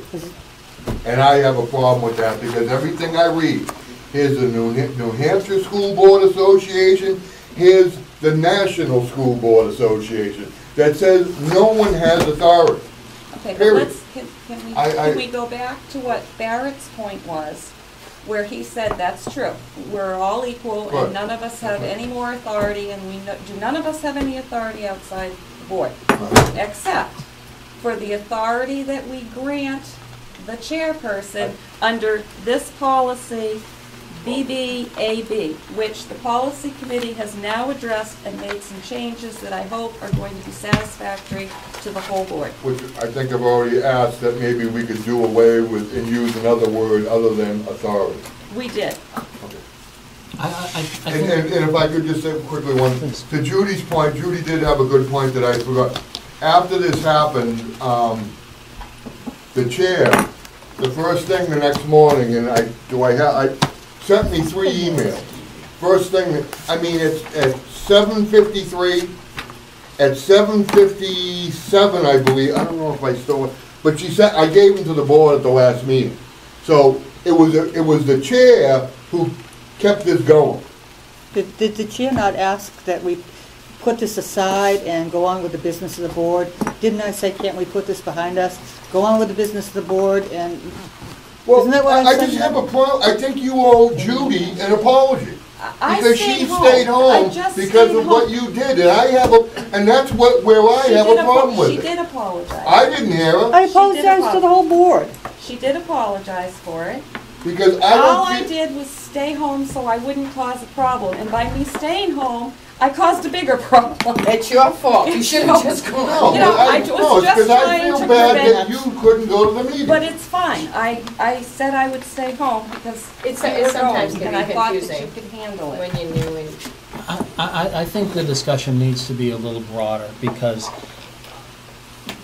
regardless of that situation, which we've discussed at length, my experience has been that it's common that individual members of this board call him and want things done, call him and want things done by a certain date. I need this, I want it, and the administration has to stop what we're doing. And I think that we have tolerated some behavior that is not necessarily consistent with the policy, and that's our responsibility. And we've had some discussion as an administration, because I think it's not uncommon to have individual members of this board call and make demands of the administration that have not been voted on by the board. So I think we should talk more broadly and not focus on this individual circumstance. Requests from the board to individual staff, especially with the turnover in administration and especially with some of the questions relative to individual board member authority, need to be filtered through the superintendent, at least as an initial phase. You know, some districts I've dealt with, if the board member's been there for 20 years and the BA has been there for 20 years, that may be a little bit different, you know. But requests from the board, you know, and again, ideally, you know, there are nuances. There are nuances to boardsmanship. We have policies, ideally, yeah, we need to follow what the policy says. You know, question about authority, and can, you know, Joe board member just call up the BA and say, you know, I need this document, I need that document. You know, that. Well, let me clarify something here. Let me just back up here. This board works a lot under committees. Yeah. If we have a problem, we form a committee to solve it. Now, if I am on the transportation committee, Steve is on the transportation committee, the transportation coordinator's on the transportation committee. You need a particular document from. And Andrew is the administrative rep. Yep. To the transportation committee. Yep. Now, if a transportation committee person has a question, right, does it make sense to call the person in the administration who's on the transportation committee with them? Right. Is that proper procedure? Does this committee have a charge? Has the authority and have the authority and responsibility of this committee been clearly defined, or is there just a transportation committee that's kind of out there and they The transportation committee was formed to look into the expenses of this transportation budget. Okay. And the running of the transportation committee. Okay. So to me, it makes sense to if call I the have a person who has the question answer. to call the person that's on the committee with me Right. that's in the administration. Now, so I tried doing something different. I tried following what was supposed to be the rules of telling the superintendent what I wanted this week in my agenda request, and it didn't come.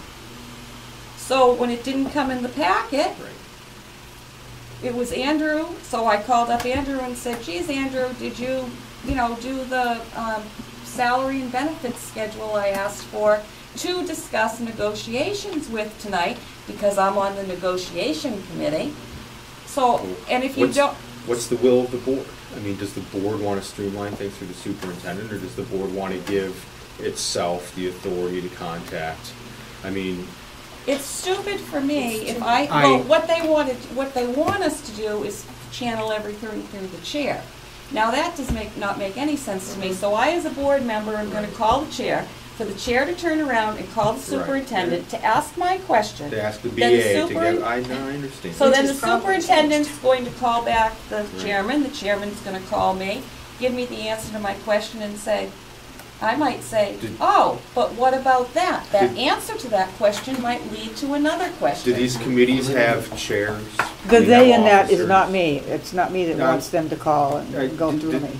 Do these committees, whether it's your facilities committee, transportation committee, whatnot, do you elect officers, or are they, for lack of a better word, informal? They're informal. They're informal. We work together.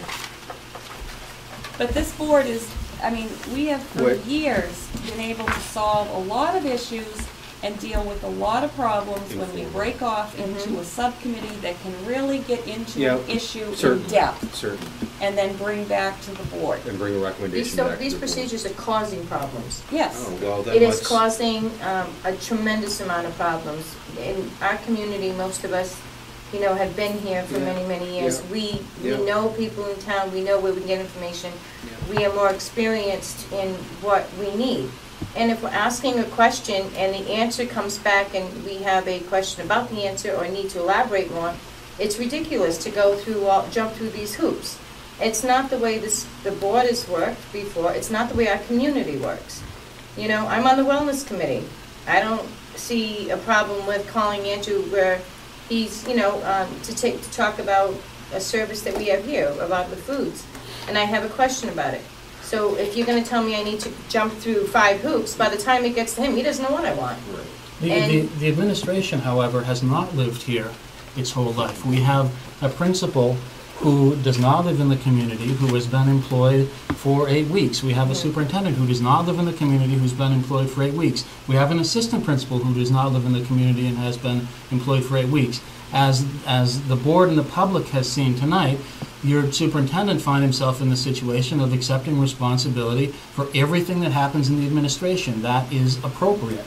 But it's difficult to accept responsibility for everything that's happening if the delegation of responsibility doesn't go through me. If he has responsibilities to another school district, also has responsibilities to me, and is acting unbeknownst to me to get something done for an individual or a committee of this group, and I don't know that's what he's working on, then I am unable to effectively manage my employee to meet all of the needs, which are not just the needs of Wakefield. So, as you said before, in time, it may become less formal, but as you said before, with a new administration, to be effective, sometimes cumbersome processes are effective. If the board would like to pass a motion saying that they're going to act differently, then the board has the authority to do that. We're not acting any differently. We're acting the way that we always have all along. We're continuing our committee meetings. You're asking us to change what our procedure is. That's right. That we've been doing all along. That's been working well for us. My discussions with you and others have been that things were not necessarily working entirely as you wanted them to. We've had discussions both with this group and in private that not everything was working the way you wanted it to. My attempt is to try to help the administration. There wasn't a problem with the way the committees were working. It was internal problems in the building. It was not with the way the structure of the board or how the board was working. The board can set up whatever process it wants, and the administration will comply with the process. My request is that until I understand, until I even know the building principal longer than I have, and his assistant principal, and the people that work for them, until I know the business administrator, it takes time to develop relationships, professional or otherwise. It's very difficult to be responsible for employees when you don't know what they're doing. I mean, I'm certainly understanding and respectful of both points of view here. I understand you've been on the board for X number of years. It's your community. You know how things work, and it's been working fine. You know, on the flip side, as Jay mentioned, if I'm, you guys employ Jay, you're his employer, but if Jay's the boss of the staff, and he's getting board members are calling his subordinates, as a boss, that would maybe put me on my heels a little bit and just be, wait a minute, why is my board member calling you out of calling a building principal? Is something going on in the building? Did they get a complaint from a parent that they're not following sort of the chain of command for receiving complaints from? At the very least, Jay needs to know that. I mean, I think that's fair. I not just to him, but to the board and to any sort of professional. In whatever you do in your sort of private business lives, you don't just sort of go around your boss to get a different answer. Sometimes your boss doesn't necessarily go around you to get a different answer. But if we're all self-employed. Oh, really?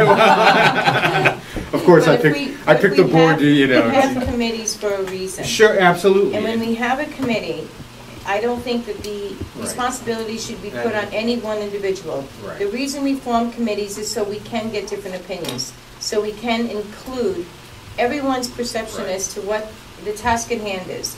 The committee should be consulted at all times when decisions are made, and that is not the case. We have committees for everything that we need to do. And what we've discussed in the past, that the committees should always be involved. So if something is coming to task, the committee needs to be making the decision together. We need to bring it forth, but they should be included. And it doesn't appear to be that way. The Technology Committee was not at all ever involved. The Transportation Committee has had its own issues. But we need to incorporate that's the reason for having committees, is so that everyone does their own research.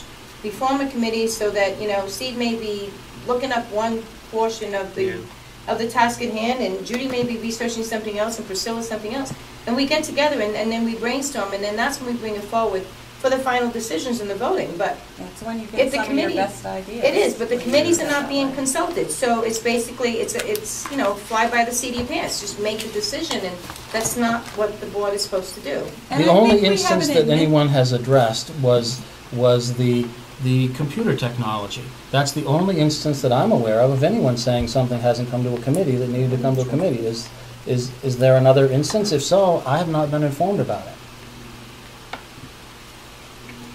If it's one instance, and it was 6 months ago when individuals claimed that they communicated with that committee, and the board did not opt to take minutes at its committee meeting, which is the board's responsibility, then we're talking about one instance here.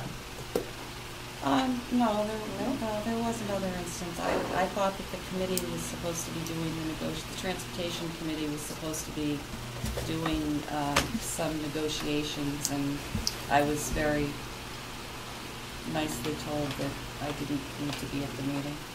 Maybe the charge to these committees needs to be clarified then. Whether it's policy or some sort of official statement of the board that's included in your goals and missions.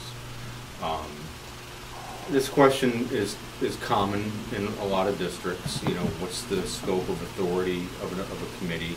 So it gets back to what the charge of the committee is, and absent a clear charge and a clear sort of delegation of authority and responsibility to the committee, you don't know. Can we strike that word authority, please? Certainly. Well, we don't. Certainly. I don't think any committee has the authority or the duty to make decisions. They all have the responsibility to make recommendations. To report and make recommendations. Right. That's what I advise. But the other thing about our committees, I think almost every one of our committees has an administrator on it with us. Okay. And to me, that's the person, that's the go-to person to get the information. But if you look at the other way, now you're telling us to leave that committee, and that administrator who's sitting next to us, and go through all these other hoops. It doesn't make sense. Yeah, I agree. So how do we make it make sense? Our time's valuable too. 5 phone calls around the loop, it's like playing telephone tag. When you get to the other end, the question's not the same as where it started out over here. Here's what I recommend. This is going to be a perfect answer from a lawyer, because it's going to be a non-answer.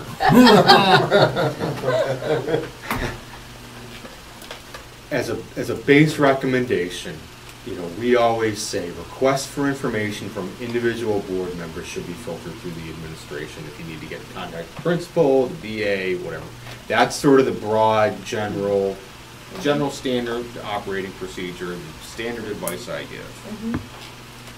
That said, I also tell boards when they ask me to come up and do training or talk to them about operational procedures, I always say, if something works in your district, if your procedures work, if your policy works, if the way you've done it in your district works, don't let the suit from Concord come up and tell you something different.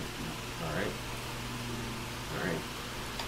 That said, given some of the unique circumstances and some of the unique personalities we have on this board, there may be a learning curve, and some of these things may need to be massaged, and we may need to craft a little bit, till we find something that Jay is comfortable with, that works with the board, that that is manageable until we resolve some of these issues and the administration gets their feet wet a little bit. I always say it, I think I may have used this term a little bit at the training.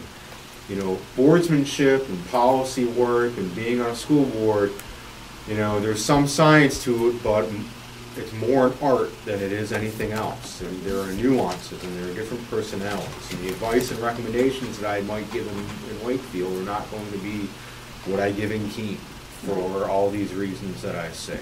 So I recall you saying that if it works for your community, if it works for your board, then that's what you should do. And that's what we're trying to do. Yeah. What works, because when we go out in the community, we're the ones getting badgered with the questions. We're the ones that are saying, why did you do this? Right. Why did you do that? And we have to be able to stand up. You have to be accountable to We're elected by the townspeople, and we have to answer to them. Yeah. And I can't answer to them if my hands are tied. Yeah. And I really don't, I'm not comfortable doing that. When I get accused of doing something that is irresponsible and I had nothing to do with it, that's very difficult. Right. So, and when you have a committee, you have other people you can share it with and say, okay, and sometimes we have someone from the public, we have an administrator, and everyone's involved, and that way, everyone has different input. The other thing that I might recommend too is, you don't necessarily have to go through the formalities of appointing a chair and a vice chair of these committees, but if maybe one person could be designated as sort of the liaison or contact person, so your BA isn't getting phone calls from 3 different board members on the transportation committee and having to answer the same question 3 times. So maybe the liaison is the person that calls the board, the BA or the principal, just to maybe streamline it that way a little bit. That's just and we need communication. It's not always practical when the special education director is the staff member assigned to the policy committee. The policy committee met yesterday, and phone calls came in today. Will the policies we worked on yesterday be ready for the board meeting tonight? 24 hours is not necessarily something that we're going to be able as an office to pull that individual off of IEP meetings, off of new enrollees of students with disabilities. It's simply not a reasonable expectation to have a 24-hour turnaround on 12 policies. Well, wait a minute. Now, wait a minute. At the last board meeting, we set the next policy meeting. And it was set for the day before the school board meeting. And I asked the question, that's too close to the school board meeting, will they be able to get done? And Scott looked at me and said, we'll get them done, don't worry. So, I didn't expect them to be in the packet, the first readings. But when I did talk to Scott today, I asked him if they were ready. I simply asked, were they ready? So I'd know whether to be prepared for them tonight. And he said, I don't know, but I'll check. And this is exactly what I'm addressing. We're trying very hard to meet the needs of all the committees and the board. And we have discussed as recently as today with administrators that individuals making promises of when they can get things done, they may not necessarily be able to follow through. What discussions I might have had with Scott pertaining to committing at a board meeting what can be done in 24 hours is between me and Scott. But I would just like the teamwork with the board to understand that we have 2 districts that we're trying to serve, and that direction, I find it challenging. Maybe other superintendents have not. I find it challenging when I am well aware that 2 employees were very focused on getting these done this afternoon for you, and I'm glad they were. But there very well could have been other circumstances which would have made that impractical, if not impossible. And we're all in this together. I just want us to have procedures and policies that help one another, because my goal is to educate the students of Wakefield with your leadership to the best of the ability of myself and my team in a fiscally responsible manner. And to the extent that we can increase the sense that we're working together rather than that we're working sometimes with, I don't want to say against one another, but sometimes not working in the same direction. I'd like to improve the cohesiveness that we have, and whatever I can do to support that, please let me know. I think I did let you know when you first came. Just before a transportation meeting, one day in your office, and it was back in the beginning of July. I think I said to you, you know, I think the only mistake you've made so far is that you're communicating totally with the board chair, and you have not even reached out to the rest of the board to see what their opinions or thoughts were. And still to this day, you really haven't done that. You communicate totally with the chair. You don't communicate really with the rest of us. And you have never made an effort to, or to even get to know the rest of us. We met after the very first board meeting. You and I stayed later and had a discussion. About a issue. That was a specific issue that I had information. But let me tell you, I don't have communication with him. We don't talk on a daily basis, a weekly basis. He emails me on occasion. I have very little conversation with Jay. Very little conversation. Sometimes formalities and procedures work and make things better. And sometimes they throw the wrench in.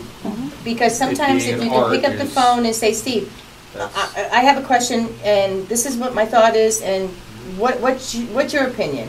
Or call Liz and say, yeah, I saw this or that, and I'm not quite sure of how to address it. Sometimes just be able to pick up the phone, and you can resolve things immediately. And when you have all these procedures, and when the expectations are, you are not allowed to do that, and you need to jump through 5 hoops in order to then it's caused such, it really does throw a wrench. That's what causes this authority, and, you know. Yeah, I understand. If you just were able to pick up the phone and talk, I won't use authority. If we could just pick up the phone and just be normal people, and say, all right, listen, this is what's happening, you know, can you handle this and you handle that, and just do it. Just get the job done. You know, sometimes these procedures are just ridiculous. They're causing so many headaches because everyone wants that empowerment. You know, I want you to jump from A to B to C to D and E to F, and don't stop in between. When in between, you might have resolved, you know, the problem at B, and you wouldn't have to go to F. I talk to Gil a lot more than I talk to Jay. I talk to him very seldom. In fact, I would meet with... What I'm saying That's is... not what she's saying. What's she saying? You're turning things around. I simply said that the issue was that everything was directed through the chair, and that I would think coming into a new district that you would want to sit down with all 10 board members from both districts and find out what their thoughts were and what their goals were for the board, and just kind of get a feel for them instead of taking one person's word for everything. We want to work as a team, and it's not There's teamwork. no I There's in no team. No, we're not functioning as a team. Well, there's not much communication. I would love to have a chance to sit down with all of you. There's the lifting between July 1st and the opening of school is pretty busy. Anybody that would like to schedule an appointment to come in, we've had some brief conversations after meeting, Mr. Brown and I have. You've had one brief conversation. Yes. I mean, there haven't been lengthy conversations. The longest conversation that the chair and I had was when we drove down to Spalding High School and met with the principal and toured the facility. So if I would welcome an opportunity with each of you to have an opportunity to sit down and talk with you. The number of hours that are available in the day is somewhat limited, but you're exactly right, Judy. That's why I've asked all of you to help introduce me to members of the community. I don't want to know the community and not know you. That's not my goal. I want to know all of you and your priorities so I can help you achieve them. I would not welcome a call from you. We're not paying you to chit-chat with me. I'll keep that in mind.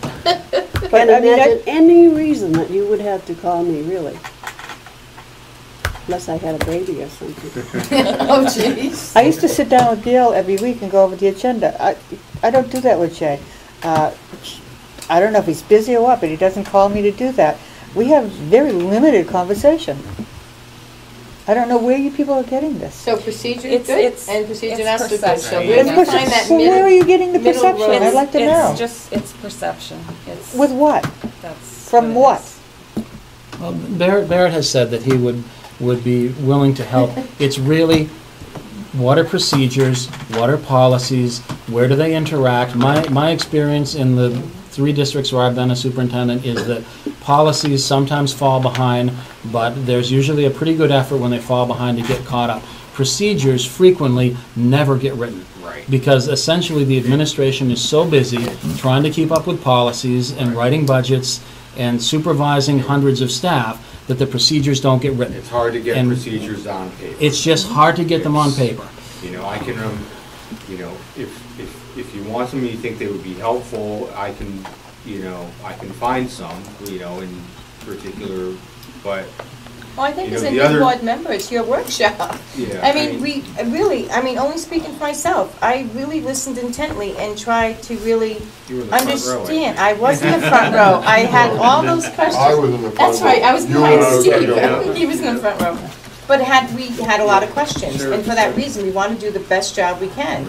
And you leave there feeling that we're all equal, and then it doesn't come out that way.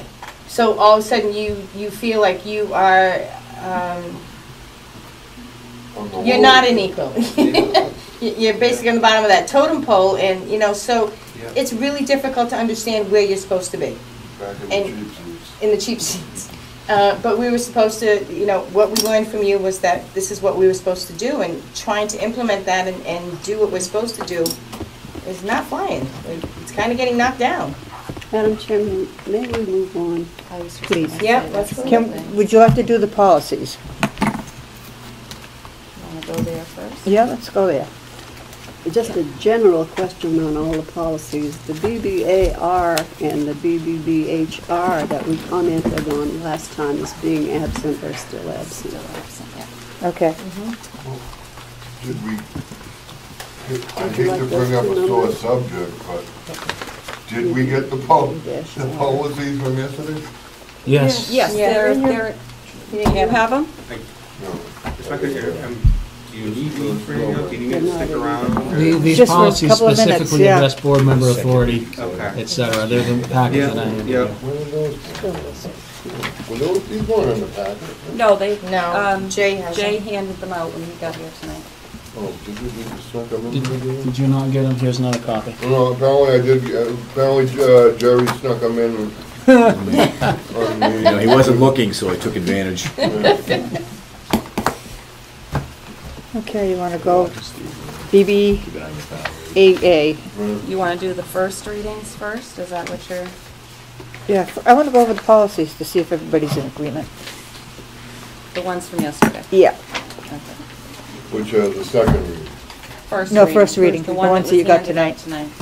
If you flick through, you can see With very BBAA. quickly what our changes are.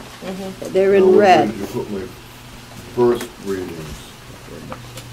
No, these are the ones I've had. BBAA. Oh, these are the ones I've had. Want to give me one? I got a second reading. Do you have a first reading? top. Here, will you give that to He me? doesn't have. Okay. Thank you.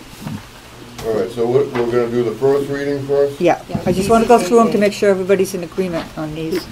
As you turn the pages, the changes we made are in red. Okay. So if you don't see any red on a page, it's nothing's Right. Or wrong. underlined.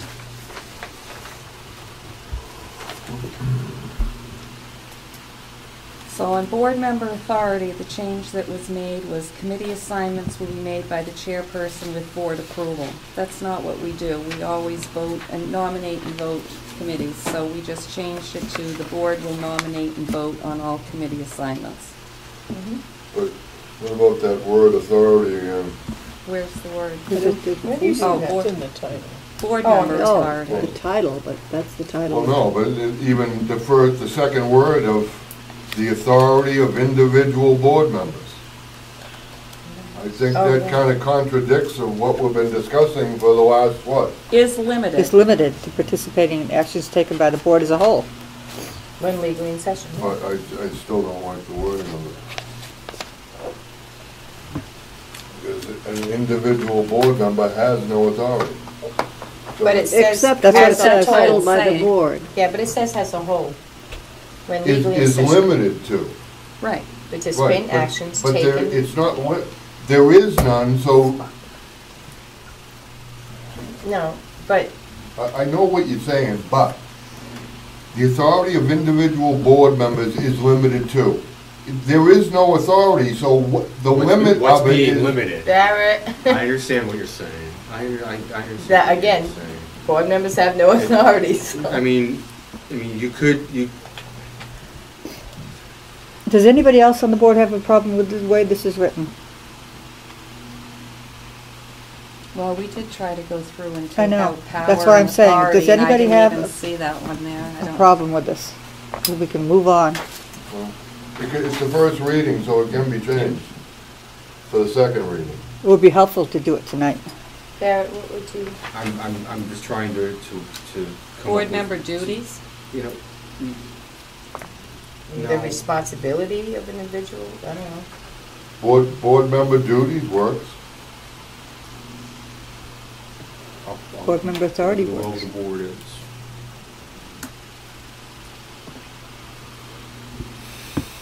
I almost think in this particular one, the way it's worded, it's Leave saying that authority. it's limited. Yep.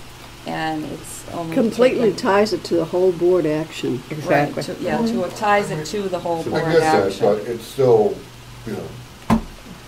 I make a motion to leave authority in this policy as stated. Do I have a second? Second. All in favor? Aye. Aye. Opposed? Opposed. Okay, next. Roles and duties of each board chairperson. We simply just left the first sentence to stand and then said the chairperson will. We left out responsibilities.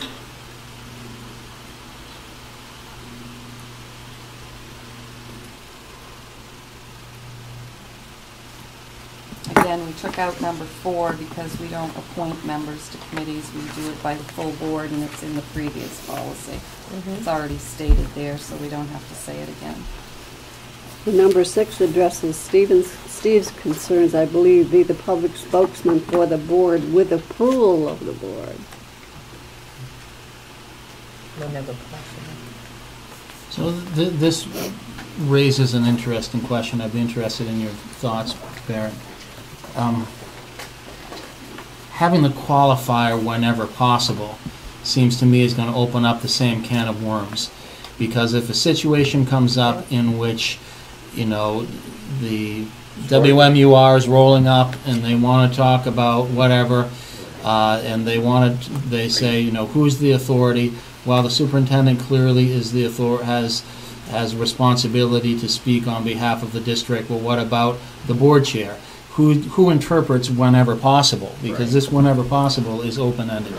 It's interesting that you brought that up when you were talking to the computer people. I made a note specifically about number 6 as I was reviewing this. And I mean, you could leave it, get rid of that qualifier, and just say be the public spokesperson for the board with board approval. What you're going to need to remember, though, is that in that sort of emergency situation, when something happens and WMUR is rolling up, who's ever board chair is going to have to, bear in mind that when WMUR comes and knocks on their front door and says, can we get a statement about what happened at the school today, that is, who's ever board chair remembers to say, I have no comment at this time, we'll be directing any comments through either our attorney or the superintendent or whatnot. So that's fine, just make sure that heaven forbid something happens where, WMUR needs to send a truck up here, that everybody's on the same page as what the response from. And, that could even apply whether or not it's the board chair, Right, whatever board member WMUR gets in Right, contact any with. Right, Yeah. so you could just strike that. Yep. Wherever possible. Yep. And Be the public spokesperson for the board with board approval. Just strike wherever possible, whenever possible. So then if something comes up and the board does meet, they say, okay, board chair, you'll be the one to read the statement, or you'll be the one to talk to the press, or what. Okay. With BBB. approval of the board, that's the same thing, and we put that made sure that the two policies don't conflict about your rights to vote and make motions and seconds. Okay, yeah, good. BBB was just, they hadn't taken out some of the legal references. I don't believe this has anything to do with, what our issues are. Right. This was just a correction. BDB? Again, we put in here that you will be able to originate or second motions and have the right to vote. Okay. Yeah. And we took out, shall have the authority to, and just put will sign contracts and instruments as approved by the board. We took out authority. Yes, that's what I said. And changed it to will. And then we took out. Is there a problem with that? Is that You're on fine? BBB? Yeah. BDB. Oh, I'm sorry. Second paragraph. Yep, I have it. The chairperson shall preside at all meetings and shall be able to originate or second motions. And the chairperson shall have the right to vote on all matters before the board. The chairperson shall consult the superintendent on the preparation of the agenda for each meeting. Will sign contracts and other arrangements as approved by the board and the and shall have such. That's, if that's what the board wants, that's, I don't see any legal problem. Okay, that's what I was asking, if that was fine. It's, Okay. it's legally compliant. All right. BDE. Again, this is about the committees. Yeah. And it was just that will be approved by the vote of majority. Yeah, of we've the never, board. I've never appointed anybody, Yeah. no chair has. You know, I think don't that's, think anyone I'll be does. honest with you, I think that's old language, Yeah. for Yeah. sample policy. I don't know any board that operates that No. way. Let me ask, are those the standing committees that you do have?